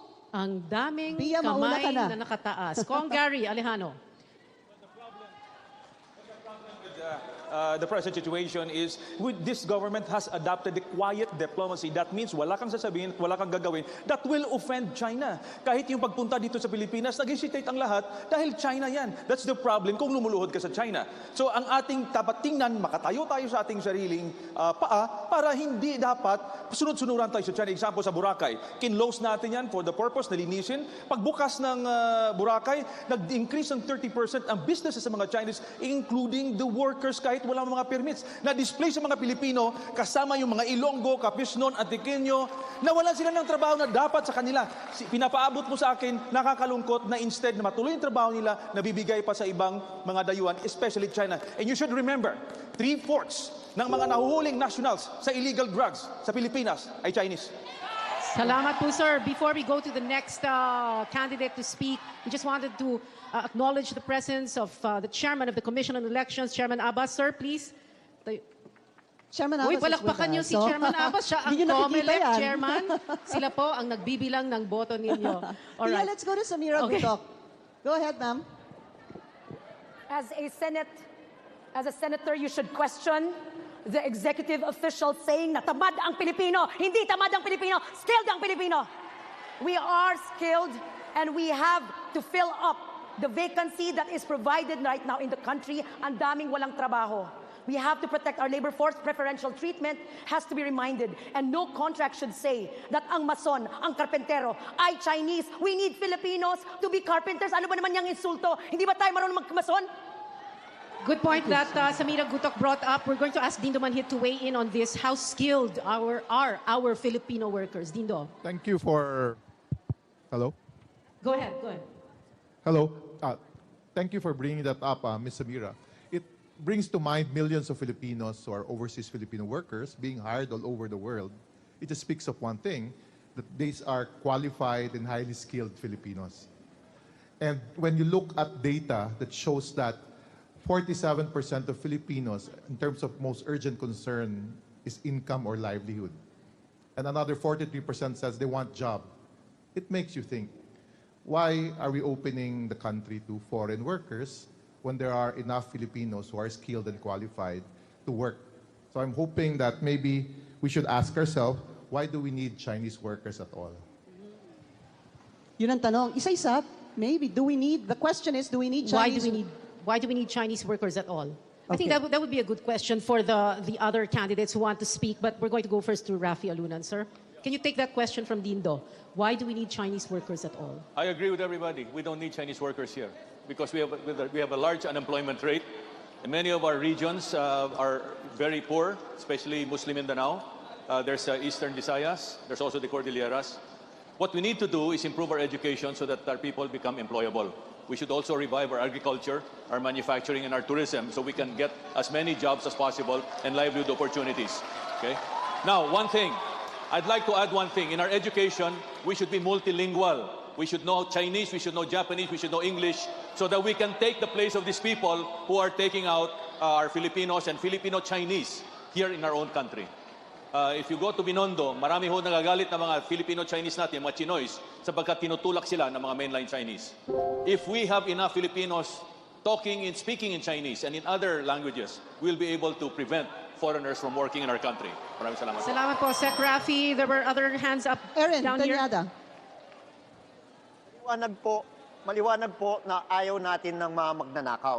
Bakit pinapayagan ng ating gobyerno na nakawin ang ating mga trabaho? Yan ang hindi po natin alam.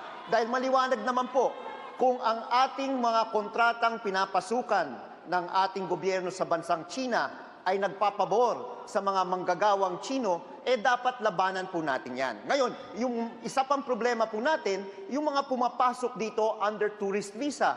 Kailangan mas mahigpit po tayo dito. May problema po tayo sa enforcement. Alam ng BID yan. Kapag makapasok na yan, hindi nila matrace kung paano nila papaalisin itong mga Chinese nationals. Kaya kailangan mahigpit po ang visa, pagbibigay ng visa sa ating mga pumapasok na Chinese. Nandiyan rin po yung usapin ng DOLE. May problema rin po sa enforcement. So, importante po yan. Let's get Kong Glenn Chong to respond to that. Erin brought up that very important issue. Yung mga pumapasok na naka-tourist visa. Sir. Yes, we have to strengthen our immigration policies on the Chinese, on the influx of Chinese tourists. But we have to take into account also that there are legitimate Chinese tourists and they bring money into our economy. They give jobs to our people.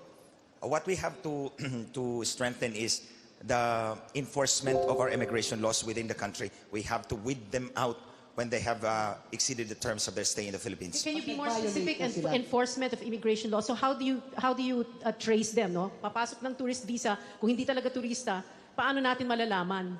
I think, we have the existing infrastructure on immigration enforcement. We need to put in more funds for intelligence gathering and enforcement and remove them from the Philippines. Thank you. Kong Glenn Chong, Attorney Romy Mac. Ang ating pamahalaan ay nangako ng trabaho. Pero hindi para sa mga Pilipino. Yung pala ay para sa mga Chino. Kaya yan ang problema ngayon sa ating bansa.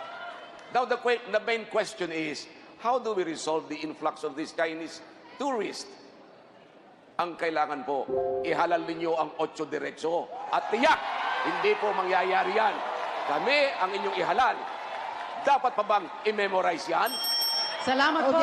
Ito na lang, last na dahil nga pinag-uusapan niyo yung pagpasok ng illegal Chinese workers. Chel Yokno, how can we put a stop to this? Well, first, kikwentuhan ko kayo. Nung ako'y nagpunta sa Hong Kong, may nakausap akong Pinoy doon. Sabi niya, alam niyo, attorney, pumunta ako dito noon mga 15 years ago as isang OFW. Ngayon, talagang naswertehan tayo. Ako'y may isang construction business. Marami po na po ako naging manggagawa. Iba't ibang mga nationality. Ang Pinoy hindi tamad. Alam niyo yung pinakatamad, sabi niya sa akin, ang mga taga-China.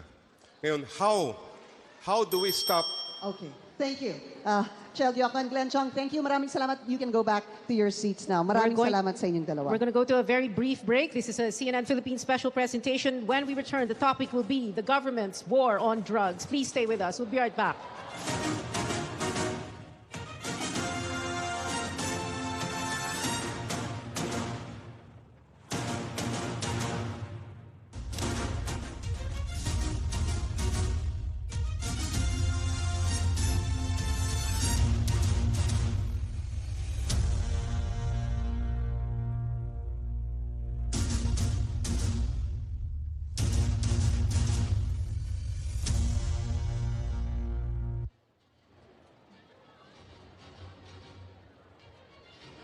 You are still watching CNN Philippines Senatorial debate, and just to announce that our official hashtag, the Filipino votes, is the top trending topic on Twitter worldwide. Now, we have here the chairman of the Commission on Elections, Chairman Sharif Abbas, to, well, he graced our activity this afternoon, sir. Thank you very much for coming. And, sir, so far, what's your reaction to the ongoing debate? Well, masaya yung debate. Yun na nga ang sinasabi natin. Yung debate kasi, magandang forum ito sa mga kandidato.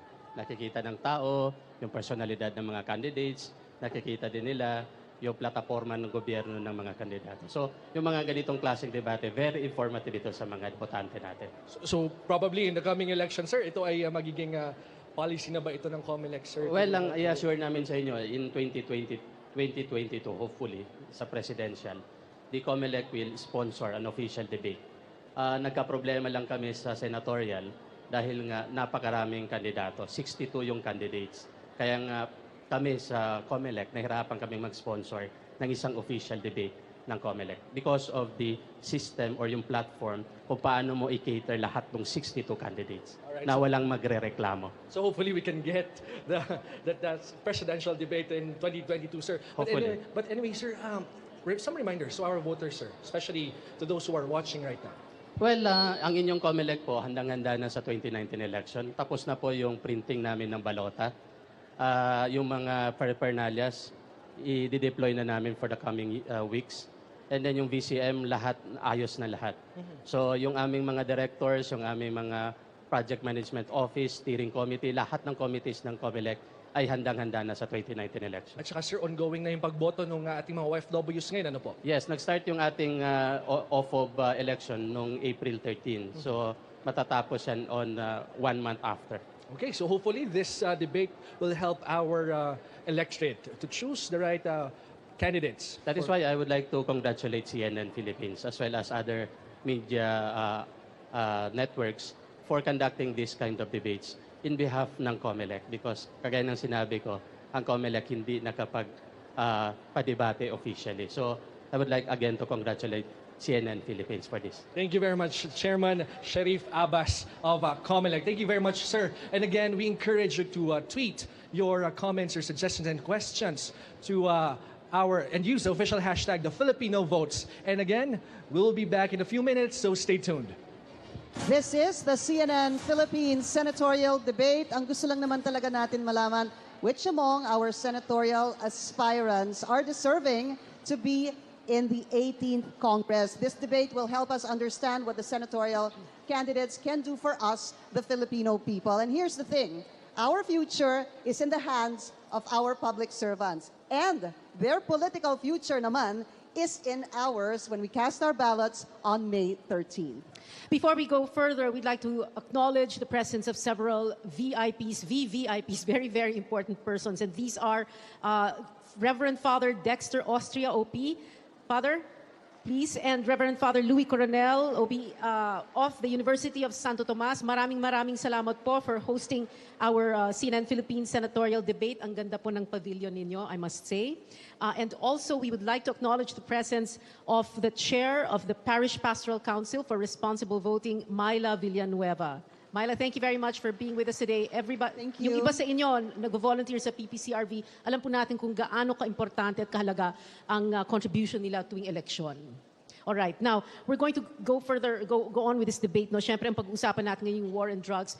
The question here is, can our senatorial candidates file and pass legislation that will keep Filipinos safe? That is one of the themes of today's debate, and we're going to talk about, like we said, this very controversial war on drugs. So we're going to be asking General Bato de la Rosa and Dean Chel Diokno to please come forward to the podiums for this face-off.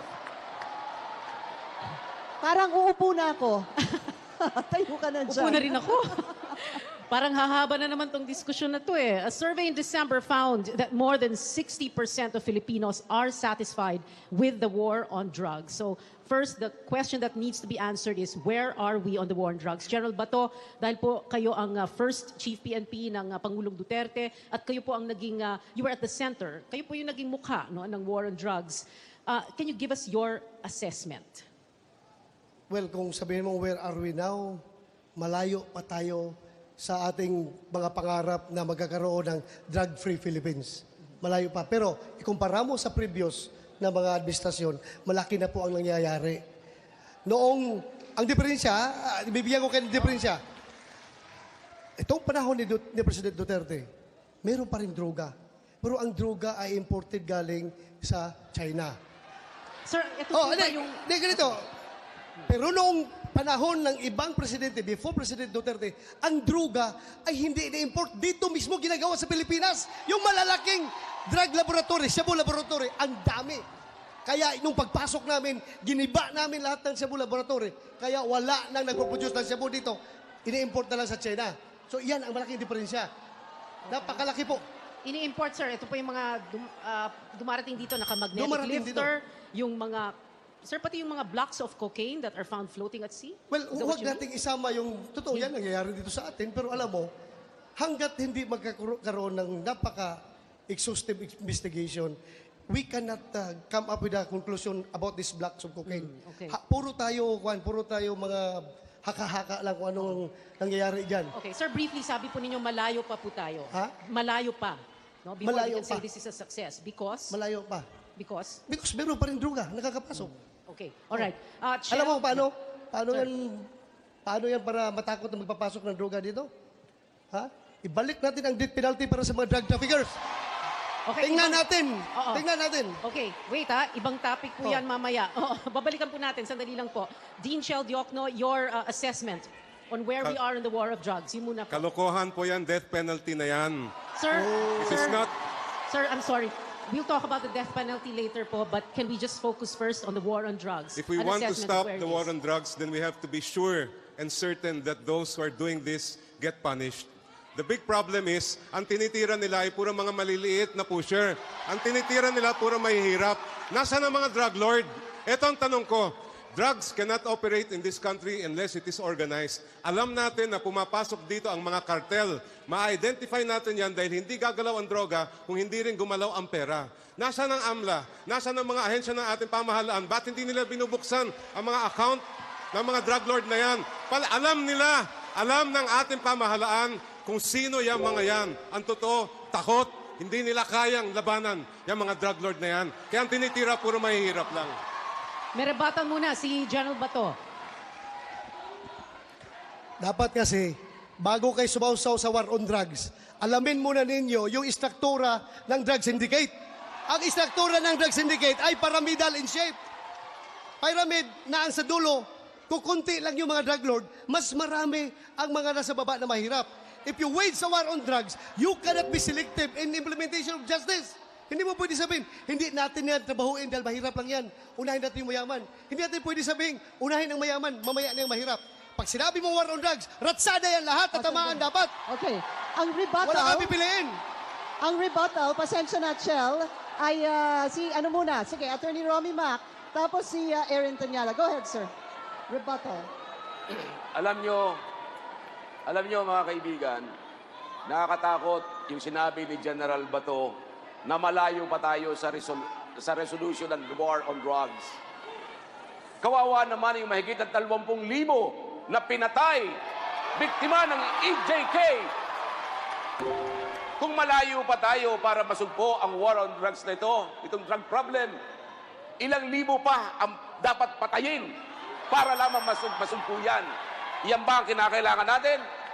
Katapos sasabihin, kailangan ng death penalty. Wala pa ba tayo death penalty sa panahon ito? Thank you, Attorney Romy Mac. Teka, sasagot Bato. muna si General Bato. Alam nyo kasi... Sir, sandali lang po. Sir, sandali lang po. Again, an appeal to the audience. An appeal to the audience, please. Silence first. Please listen to everyone. General Bato, you have 30 seconds again. Alam mo kasi, Atty. Macarumi, doon lang kayo nakatutok. Naawa lang kayo doon sa mga nangamatay na puser. Hindi ninyo titindan kung ilan ang mga nagiging biktima nito, mga puser na ito. Mga inosente, mga bata, mga ni-rape, mga bata na pinatay, ni-rap nito mga tao na ito. Hindi nyo binibilang. Doon lang kayo nakabilang sa mga masasama na namamatay. Okay. Let's go to Samira Gutok.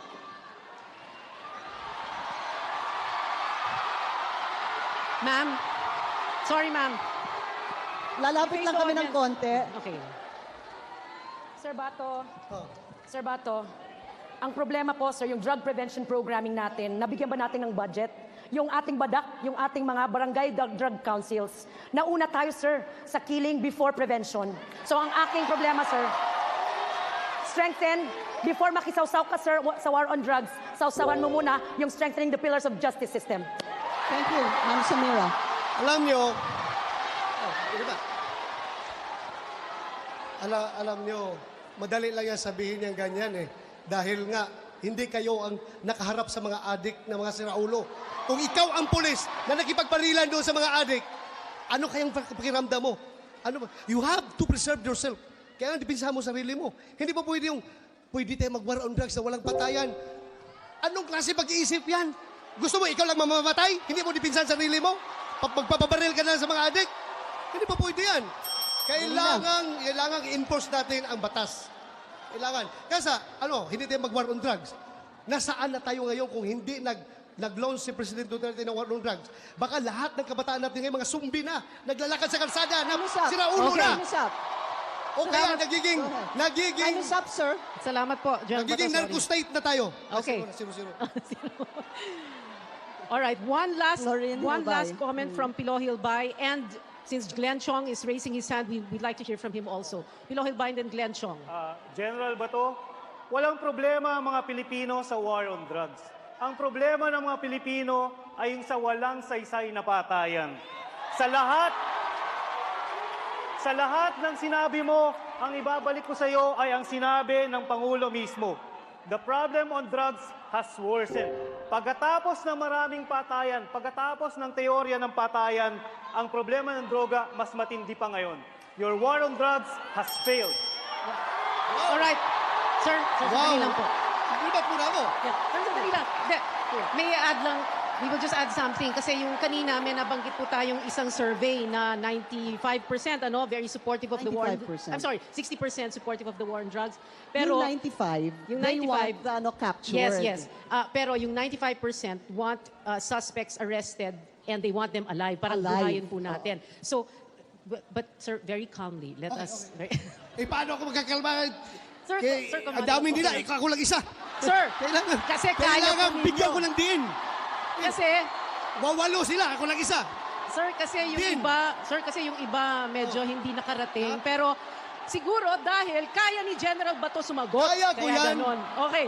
Ang taong walang tinatago, hindi natatakot sumagot. Sige, sir. Sige. Go ahead. Okay.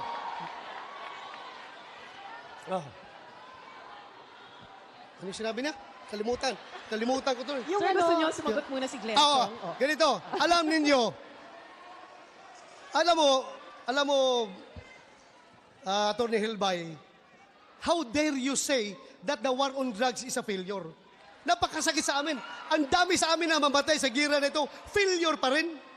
Paano mo ngayon sasagutin yung survey ng SWS na nagsasabi na 66.66% of Filipinos believe that the number of drug addicts in their area has gone down? Paano mo yung masasabi?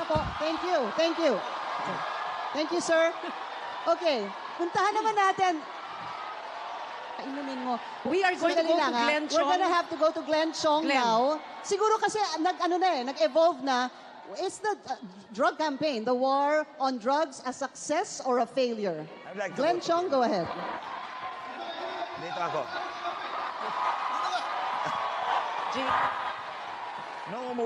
Nung umuwi po ako sa amin sa Cebu, sumakay po ako ng metered cab. Dumaan kami sa port area. At sabi po sa akin ng driver, sir, dati walang nakakadaan dito.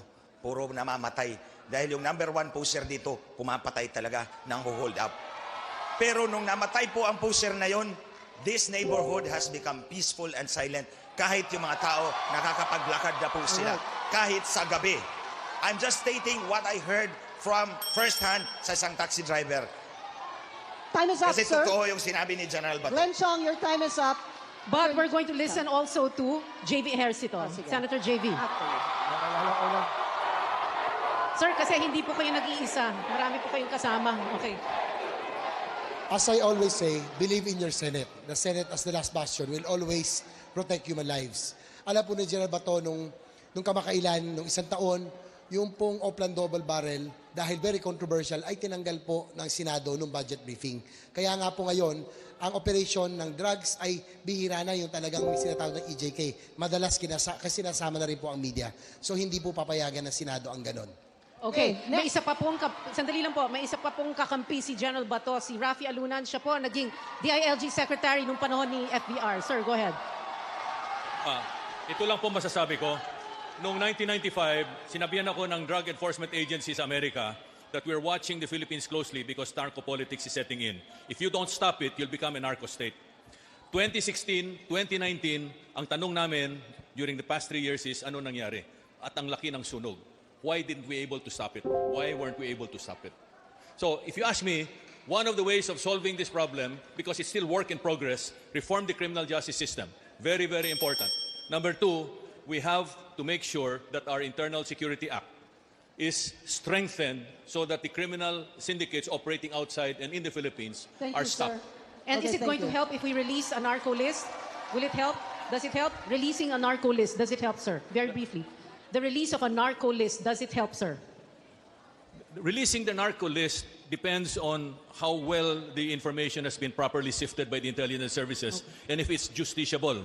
Because it's very, very important for people to know that there's a threat out there, and if they make a mistake in the elections of voting the same drug lords, then we'll be in trouble. All right, thank you, sir. Ito na, Attorney Shelby Ocno and Aaron Tanyada. Bahala na kayo, who wants to go first? Nakakabahala po yung sinabi po ni General Bato. Sabi po niya, tatsulok po yung war on drugs. Kailangan walisin po yung nasa ilalim. Ang problema po dito, halos 25,000 na po ang death under investigation. Ano ba ang nangyayari po dito? Hindi po natin alam kung sino po ang pumapatay sa mga collateral damage na ito. So ito yung kailangan po natin tignan. Ito ang nagiging epekto ng war on drugs, yung mga death under investigation. Attorney Chel, go ahead. Si Kian De Los Santos ba ay drug pusher? Yung mga libo-libo na napatay, lahat ba yan ay drug pusher? Yung mga listahan na yan, hindi naman ang batayan yan ay ebidensya. Ang listahan na yan ay, ang batayan yan ay hearsay. Kung talagang gusto natin maayos itong problema ng droga, ayusin natin yung ating sistema ng hustisya. Hindi pwede manggaling sa gatilyo ng baril ang hustisya. Kailangan manggagaling sa kamay ng hukom. There's no other solution. Okay. Okay. Attorney Chow, thank you. General Bato, one more. Please, go ahead, sir. Dapat, every time may magsasalita doon, magre-rebut din ako. Di ba? That's the rule, dapat. I have to rebut that. Yung Kian De Los Santos case, nasaan na ngayon pumatay? Di ba nakakulong na mga pulis na yon? Dahil hindi tinutolerate ng PNP yung mga siraulong pulis. Talagang kinasuhan, kinulong ang mga pulis na yan. Our internal cleansing program is ongoing. Kaya nga napansin nyo, maraming pulis ang nahuhuli ngayon dahil noon, pinapabayaan lang. Pero ngayon, meron tayong matinding internal cleansing program, kaya nahuhuli ang mga pulis na yan. Okay. Okay na. General Bato, thank you very much. And Attorney Dean Chel, thank Shell you. Diokno, Also, thank you very much for salamat. this face-off. Sir, inom lang po Sir. kayo ng tubig sandali. While we go on a break, we need to go to a very brief break. This is the CNN Philippines Senatorial Debate. We've had a heated discussion, China, the war on drugs. We're going to talk next about the death The death penalty was brought up a while ago. That, after a short break, We'll be right back. All right, Welcome back to the CNN Philippines Senatorial Debate. We have 62 people running for senator in the May 13 midterm elections. I'm Pia Ontiveros. And I'm Pinky Webb. Pia, we have 11 of them here on stage sitting side by side. And later on, hindi na yan sitting side by side because we're going to They talk will about... stand side by side Right. because the next topic is capital punishment, the death penalty. It's been 13 years since capital punishment was abolished. Candidates, hindi lang po ito a show of hands at hindi lang po ito yes or no. We will ask you to explain your vote. Please tell us if you are for the reimposition of the death penalty. Please come here to this podium where I'm standing. And if you are against the death penalty, please go to that other podium where Pinky will be. Candidates, please.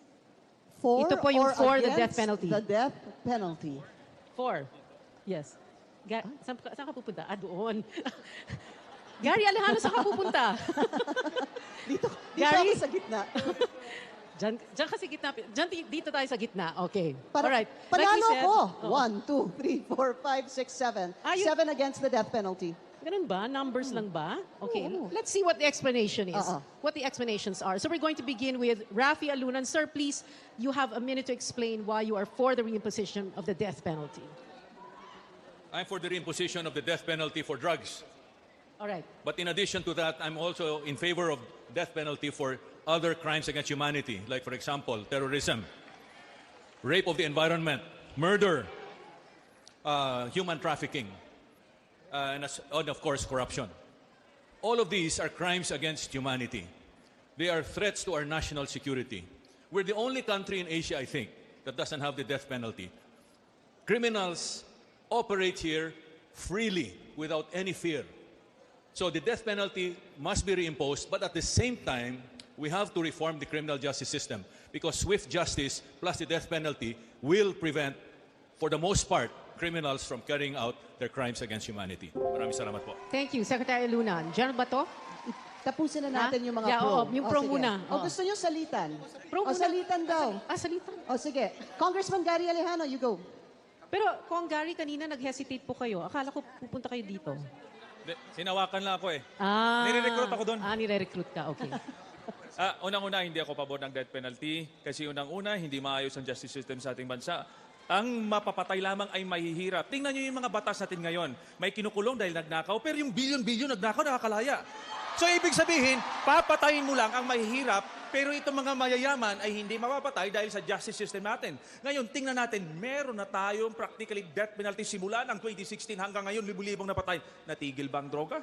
Naditer ba sila? Hindi. Kasi walang certainty na mahuli sila at ma-prosecute. Kaya nga po, hindi po ako pabor dyan dahil ang mahihirap lamang ang papatay niyan. Thank you. Teka, kasi mas marami kayo eh. Okay, sige. Kong Neri muna. Attorney Romy Max. Sige po. Talagang may problema itong walang kamatayang death penalty na ito. Alam niyo, hindi kailangan ng death penalty. Ang kinakailangan natin ay proper implementation of the law. Hindi yung severity of punishment, kundi paano ini-implement ang ating batas sa ating bansa. Kung talagang madali ma-implement yan, walang problema. Nakita mo naman tayo, pag tayo pupunta sa ibang bansa, sumusunod tayo sa batas. Pero bakit dito hindi sumusunod sa batas? Dahil mabagal ang ating hustisya sa ating bansa. Katunayan, kahit sa report ng Amnesty International, mahigit na 100 nasyon na dating may death penalty, inalis na nila ang death penalty na yan sapagkat maging sila'y naniniwala na hindi yan katibayan na mawawala ang mabibigat na krimen sa ating bansa. Kung ikaw ba'y ang mga salarin ba rito sa ating bansa ay nag-iisip man lang ng death penalty, hindi nila iniisip yan dahil mahina ang ating justice system. Thank you, sir. Romy Mac. Balik po tayo dito sa 4, the reimposition of the death penalty. General Bato de la Rosa. Sa akin, ang reimposition ng death penalty ay hindi para sa lahat. Ako, dito lang ako sa pinaka-urgent na issue na kailangan ma-address natin. Ito lang death penalty ko ay para lang sa mga drug traffickers. Dahil alam natin, sinasabi ni Gary Alejano, totoo yun.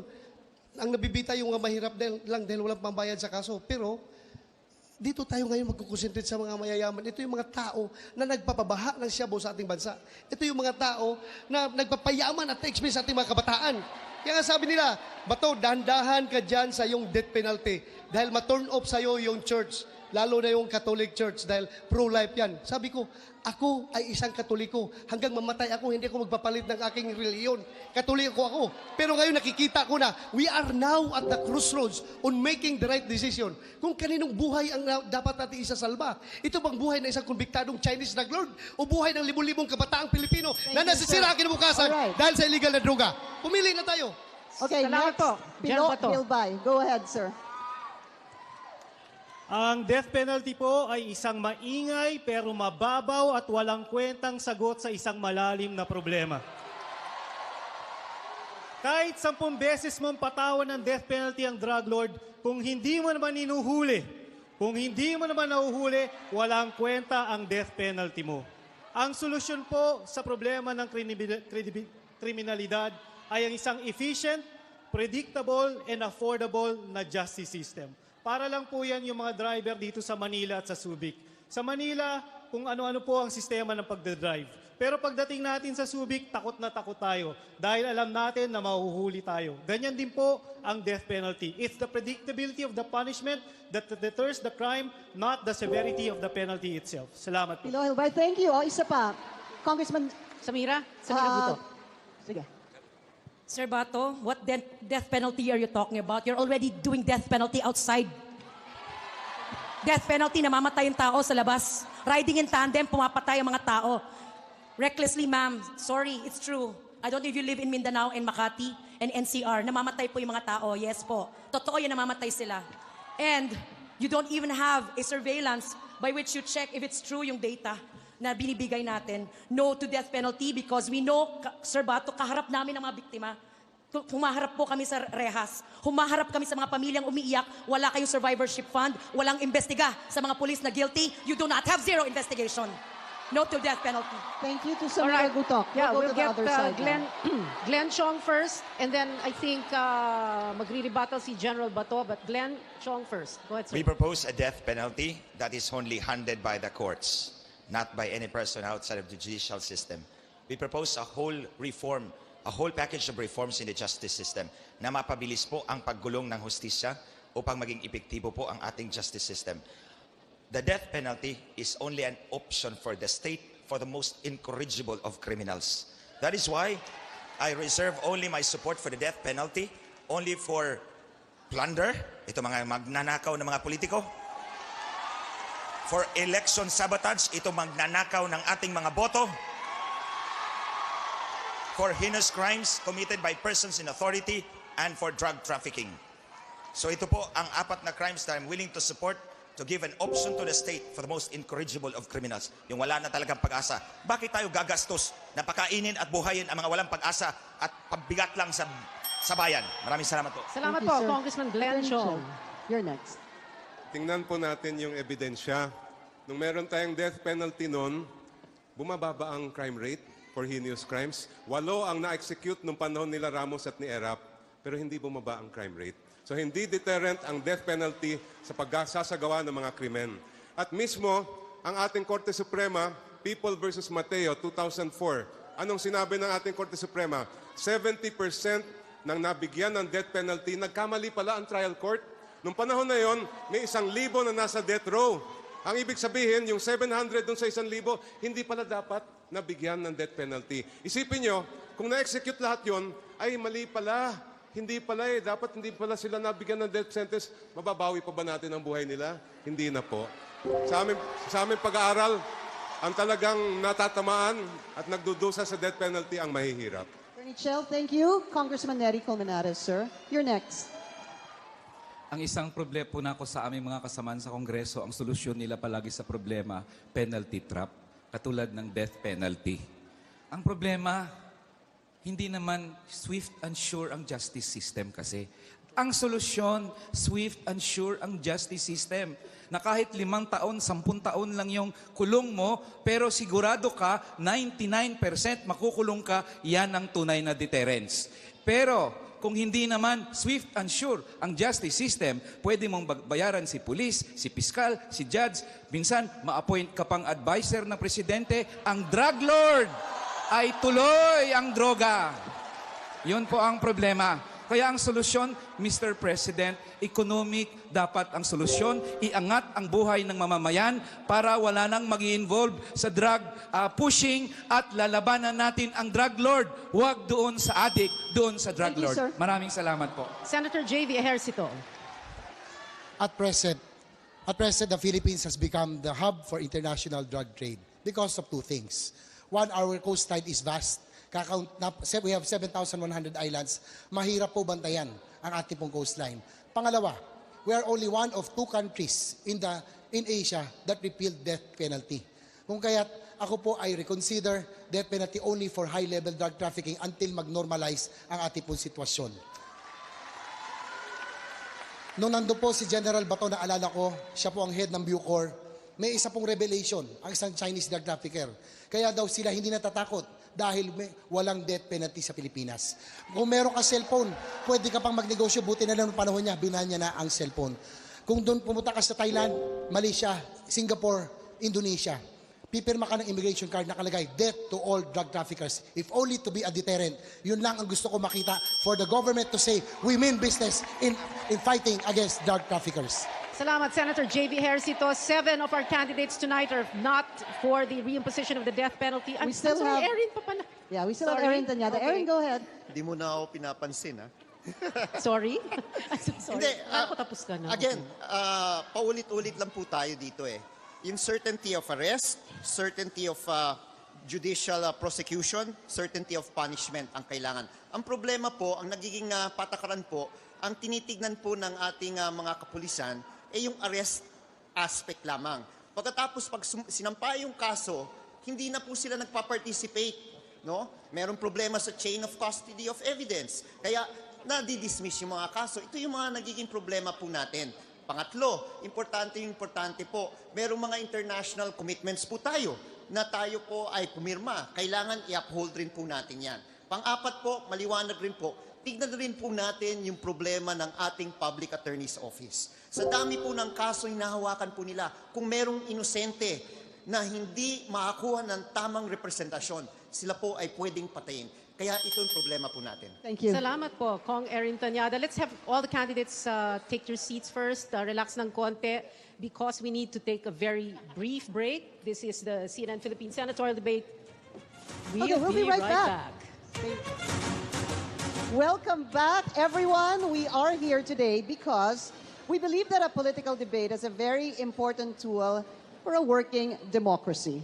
You know, Pinky and everyone today, in spite of the cheering and the heckling and the heated debate, our goal is to really give Filipino voters a chance to compare the candidates' positions on major policy issues so that you can make an informed decision come May 13. So candidates, we want to thank you very much for joining us in today's debate, and we hope that kahit papaano this will help also in your campaigns.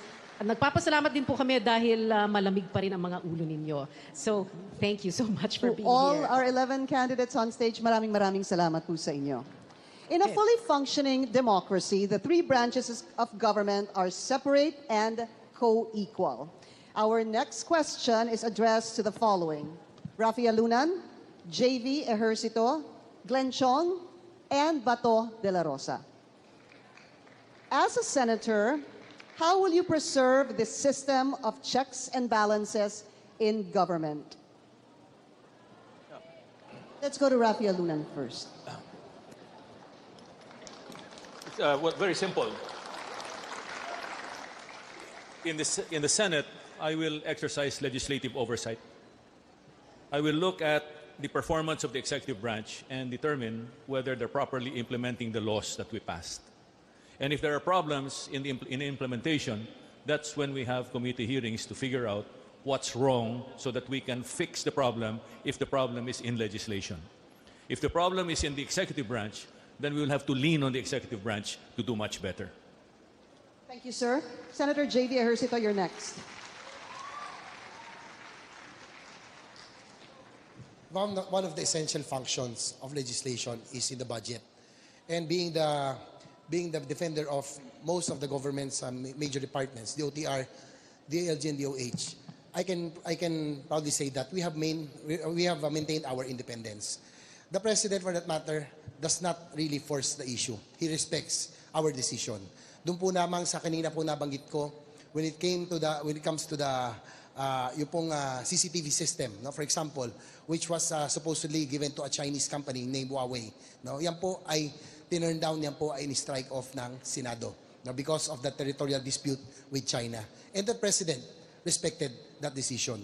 Yung pong kanina nabanggit ko rin po, doon po sa controversial Plan Double Barrel, tinanggap din po ni General Bato, no, siya po ay Chief PNP, niya na yan po ay tinanggal din po ng Senado. So we will always maintain our dependence being the last bastion of democracy. Thank you, sir. Glenn Chong, you're next. How will you preserve this system of checks and balances in government? Sa akin pong pangangambanya, araw-araw palagi ko pong sinasabi, hindi ako hihingi ng tulong sa mga malalaking negosyo at malalaking politiko. Ako po'y bababa sa taong bayan upang magkautang ng loob sa ordinaryong mamamayan. I intend to protect the interest of the people. At ito pong gagawin ko bilang senador. I will use the power of legislation, investigation, and oversight to protect the interest of the people. Wala po akong pakialam kung sinong mga interest ang mababangga, basta ang interest po ng sambayanan ang aking pangangalagaan. Dahil sa inyo po ang aking utang na loob. I will maintain myself as an independent senator in all issues affecting the public. At bala ko po, hindi po ako makikipagkompromiso sa kahit kapwa ako po senador. Ang tangi ko lang pong gabay ang interest ng taong bayan na siyang pangangalagaan ko. At yun ang papangako ko po sa inyong lahat. Thank you, sir. Last, General Bato de la Rosa. Unang-una, klaruhin ko, ako'y tumakbo ng pagkasenador dahil gusto kong suportahan ang mga programa ni President Duterte. Hindi ibig sabihin, malaki po ang diferensya sa dinidiktahan at sa kayo nagko-cooperate. Kung magiging cooperative ako sa executive branch of government, hindi po yan sinasabi na dinidiktahan ako. Pero huwag po kayo mag-alala. Alam niyo, my loyalty to my party ends when my loyalty to the Filipino people begins. Yun lang po. Salamat po, General Bato. A reminder to the audience, please behave. You know, may I just say, in 2016, ma'am, please, may I just say, in 2016, we asked security to escort some people out. All right? So please, like we said, please show respect to all the candidates. Thank you very much. Let's move on. Let's just quickly review the role of the senator. No? That is to create, amend, or repeal laws. And as has been repeatedly said by some of our candidates today, they have the power of oversight. So for our candidates, Romy Macalintal, Samira Gutok, Erin Tanyade, and Nery Colmenares, this question is for you. Do you think the office of the president has too much power? Attorney Mac, kayo po muna. Hindi natin masasabing too much power ang isang Pangulo. Sapagkat ang mga power ng Pangulo o ng sino man sa mga elected officials are properly defined sa ating saligang batas. Hindi yung mga powers na yan ang problema. Ang problema natin, grave abuse of the exercise of these powers. Kapag ka nagkaroon ng pag-aabuso sa katungkulan, yan ang dapat nating ipinaglalaban. Grave abuse of power. Paano mo matatanggal sa Korte Suprema ang isang Chief Justice? Ganong wala namang katibayan na maaari siyang matanggal sa pamamagitan ng isang co-warranto proceedings. Kami mga abogado at lahat ng abogado ay naniniwala, hindi mo pwedeng tanggalin ang isang Chief Justice sa pamamagitan ng co-warranto, kundi sa pamamagitan lamang ng impeachment proceedings. So it is not really enumerating the powers, but understanding if the powers are being abused by the powers or authorities. Thank you po, Attorney Romy Mac. Next po, Samira Gutok.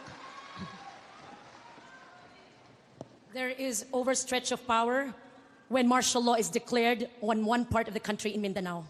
There is overstretch of power when journalists are arrested.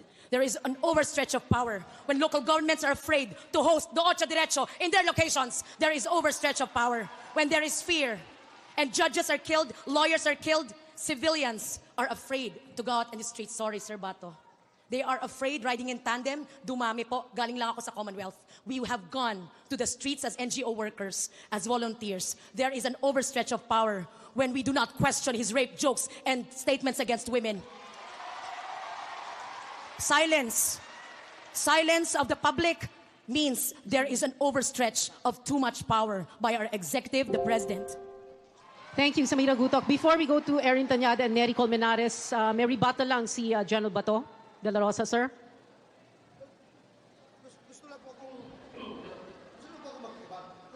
Parang kasalungatan yung sinasabi ni Samira sinasabi sa ordinaryong tao doon sa baba pag nakausap ko. Bakit sinasabi nila na they feel safer now compared before? Paano ba? Ayaw ba talaga natin tanggapin ang katotohanan dahil tayo ay nasa oposisyon? I cannot understand. A brief counter, and then we go to Erin and Nery. Sir Bato, please sir, sandali lang po. Please go, Sir Bato, to Commonwealth, to Baseco, to this location. Sila mismo nagka-question sa ginagawa nyo. All right, let's go to Erin Tanyada. Erin. There's abuse of power when the Senate keeps quiet as the killings continue and do not have investigations. There's abuse of power when the president uses fear to conduct his policies in the country. There's abuse of power when he uses the pork barrel as a means to buy votes of congressmen and of senators. So ang kailangan po natin, mga senador na handang tumayo sa abuse of power. At wag po natin kakalimutan po, 8 diretso. Okay. Bago po sumagot si Neri Colmenares, we're going to ask Senator J.V. Ejercito to speak very briefly. Nabanggit po kayo. And, you keep repeating tonight, the Senate is the last bastion of democracy. Go ahead, sir. Yes, in our experience, si Presidente, kahit ano sabihin, pag meron kami aksyon na ginawa, nire-respeto niya. Kung ano man ang ginawa namin, halimbawa, yung pagtanggal, alam ni General Bato, yung kanina nabanggit ko na, hindi po sila umangal. Nag-comply sila dahil yan ang desisyon ng Senado, tanggalin yung controversial na Oplan double barrel. Pangalawa, doon po sa controversial na pork barrel, ang Pangulo po ang nagtanggal nung dinagdag na pork barrel. Thank you. Senator J.V. Neri Colmenares, sir, the question for you is, does the Office of the President have too much power? Sa ilalim po ng konstitusyon natin, napaka-powerful ang isang presidential system, ang presidente. Kaya the more reason po na dapat independent ang Senado, checks and balance ang function. Kaya hindi po ako pareho ng aking mga kasamaan sa Kongreso na lumilipat sa partido ng bagong presidente. Dahil pag lumilipat ka sa partido ng bagong presidente, nako-compromise mo ang checks and balance function ng Kongreso. Kaya the more reason ngayon na igiit natin yan. Ang Senado po hindi dapat sunod-sunuran na sa krisis ang ating lipunan. May krisis sa tubig, may krisis sa kuryente, may krisis sa mataas na presyo ng bilihin. Huwag dapat nating iboto yung mga senador na kumakampi doon sa paggawa ng krisis, kundi mga senador na susolusyon sa krisis, mga independent senators doon sa Senado. Alright. Pero Kong Neri, kasi yung lipatan sa partido ng Pangulo, nangyayari naman po yun every presidential election. Wala namang exception yun, hindi po ba? In fact, yun ang i-insist natin. Ang sabi nga sa akin ng kaibigan ko, Neri, bakit lahat na lang ng Pangulo may punaka? Sabi ko, lahat ba ng Pangulo 100% walang mali? Ay, hindi naman. May mga mali sila. So, dapat batikusin ng kung sino man yung mali nila because that is the function of a legislature. Hindi ka dapat lumilipat at lumuhod doon sa partido ng presidente at makokompromise mo na ang independence ng inyong pagiging legislature. Salamat po, sir. Salamat po. Thank you, sir. Senator JV, would you like to respond to that? Kasi sinasabi niya, ang Senado hindi dapat sunod-sunuran sa Pangulo. Being an incumbent senator. Although we support, we want the President to support because he was given the mandate. I support him because of his infrastructure development, because I believe that will bring real jobs and inclusive growth to our country. Pero nire-respeto niya kapag kami ay pumupuna. Sinabi nga niya, I have the balls. Si Senator G has the balls to criticize me. At mas gusto ko na napapakinggan siya kaysa doon sa yes ng yes na binobola lang ako. Right. We have to take a break. That's right. The CNN Philippines senatorial debate will be right back. We're heading into the final stretch. We'll be right back. Stay with us.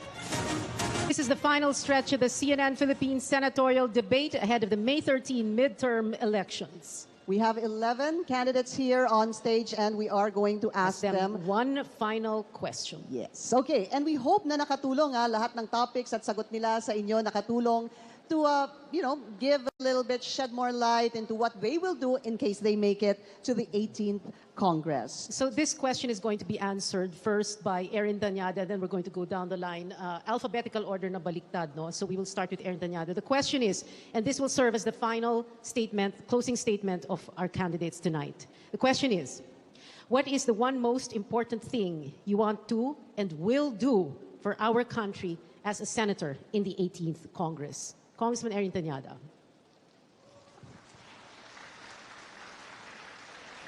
Maraming salamat po. Alam po natin ang araw ng halalan ay isang araw kung saan pantay-pantay po ang mga mahihirap, mga mayayaman. Ang kailangan po natin hanapan ng solusyon ng ating bayan. Solusyon sa kahirapan. Ang kahirapan po ay makikita po natin sa ating mga magsasaka, mangingisda, manggagawa. Kailangan po natin taasin ang kanilang kinikita. Alam naman po natin ang mga magsasaka ang pinakamahirap na trabaho sa ating bansa. Sila na nga ang nagpapakain po sa atin.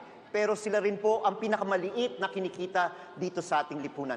Ganon din ang ating mga mangingisda. Kailangan hanapan po ng solution. Unang-una, sa coconut farmers, kailangan ipasa na po ang paggamit ng Coco Levy funds. Sa usapin po ng mga magsasaka sa palay, alam naman po natin, bumabagsak po ang presyo ng palay. kailangan tanggalin po ang rice tarification. Kung gagawin po natin yan, kikita po ang ating mga magsasaka, magaganda po ang kanilang kabuhayan. Erin Tanyada po, number 59 sa balota. Thank you, Kong Erin Tanyada. Attorney Romy Macalintal, sir. Mga kaibigan, mga kababayan, alam po naman ninyo na malapit na ang halalan. Narinig ninyo ang aming mga posisyon sa iba't iba mga issues. Siyempre naman ang aking plataforma para sa ating mga senior citizens, mga discount social pension na dapat matanggap nila. 30% na discount pagdating ninyo ng 70 years old, 40% na discount sa mga gamot pagdating ng 80 years old, at 50% na discount pagdating ninyo ng 90 years old pataas.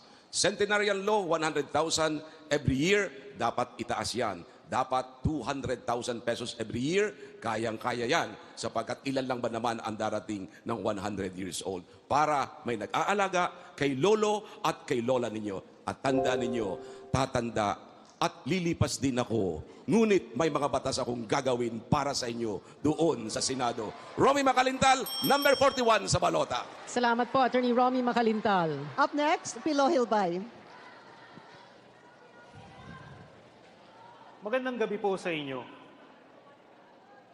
Ang ating bayan ay maharap sa isang krisis ng konsensya. Ang mga magnanakaw, nakabalik na. Ang mga sinungaling, pumapayagpag.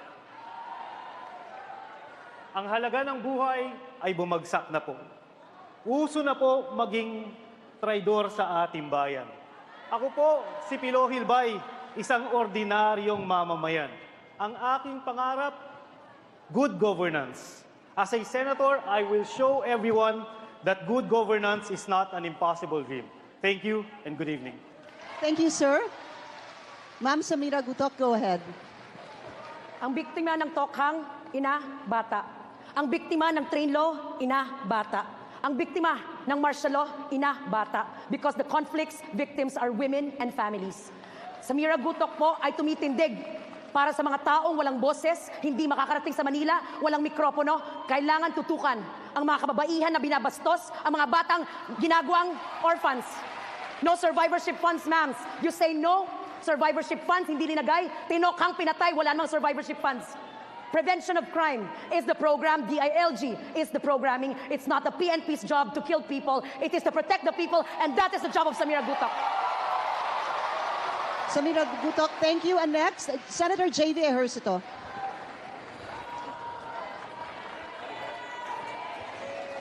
Ang isang lingkod bayan, ang batayan para tawagin na siya'y matagumpay ay kung maiangat niya ang antas ng buhay na kanya nasasakupan.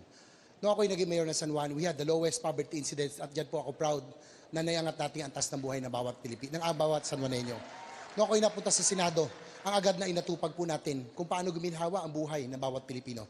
Naipasa po natin ang creation ng Department of Human Settlements para po sa pabahay at ang Universal Healthcare Law para po sa kalusugan ng bawat Pilipino. Mga kababayan, ang tiwalang pinagkaloob sa akin ay lagi kong pinagkaingat-ingatan. Ang sabi ko kanina, ang pinakamahalaga para sa akin na papamana sa akin po mga anak ay ang maganda kong pangalan at kailanman hindi ko po yan sisirain. Kung kaya't ako'y nagsisikap para iangat ang antas ng buhay ng bawat Pilipino, kaya dapat ibalik ang good one sa Senado. Senator J.B. Ejercito po, number 20 sa balota. Mabuhay. Salamat po, Senator J.B. Ejercito. Attorney Chel Diokno, sir.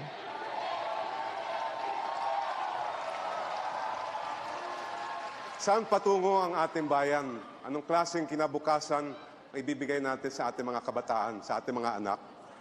Anong hinahanap ng mga katutubo? Anong hinahanap ng mga manggagawa, mga mangingisda, mga pangkaraniwang Pilipino? Totoo, naghahanap tayo ng pagkain at trabaho, pero kailangan din natin ng kalayaan at lalong-lalo na ng katarungan.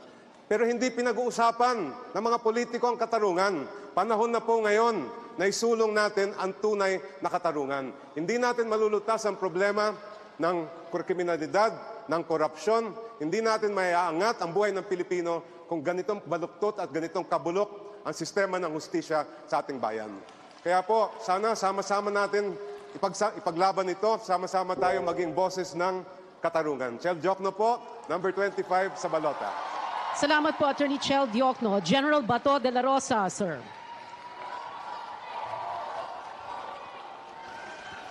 Sabi ng mga kontrabida, bakit ninyo ibubuto si Bato? Marunong ba yan gumawa ng batas? Totoo po, wala pa ako nagawang batas. Zero pa. Kumpara mo ako kay Senator JB Ercito, may nagawa na siya na 400 na batas. Si Bato, zero pa. Pero, hindi ko na po mabibilang kung ilang batas na ang naipapatupad ko sa loob ng 32 years kong paninilbihan bilang alagad ng batas. Kaya ito pong aking karanasan bilang isang pulis. Magagamit ko po ito sa pagpanday ng magagandang batas patungo sa law and order, lalong-lalo na sa problema ng illegal na droga. Kaya kung kayo'y naghahanap ng 24 oras na serbisyo, 24 oras na proteksyon, 24 oras na pagmamahal, o kaya 24 karat na bato, pinakamakintab, hanapin sa baluta, numero 24, De La Rosa Bato, sa Senado. Salamat po, General Bato. Thank you, sir. Up next, Nery Colmenares. Nothing is going right in our country today. We are lurching from crisis to crisis. Krisis sa tubig, krisis sa kuryente, brownouts, mataas ang presyo ng bilihin, mababa ang sahod. So hindi lang po plataforma ang kailangan natin dito, kundi mga senador na nangangalampag. Ako po, in-expose ko ang China loan at kinalampag ko, kaya napilitan sila ngayong sabihin, sige nga, aralin na namin yung China loan. In-expose ko po yung Scarborough Shoal fisher folks natin, ngayon napilitan sila, sige nga, tingnan natin kung paano maproteksyonan ang ating mangingisda.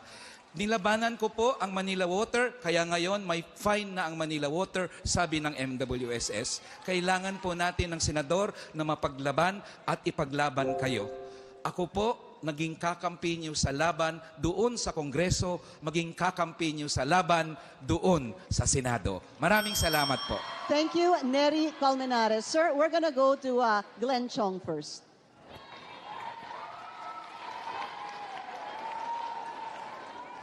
Ang kapangyarihang mabago ang takbo ng ating buhay ay nakasalalay sa ating mga kamay.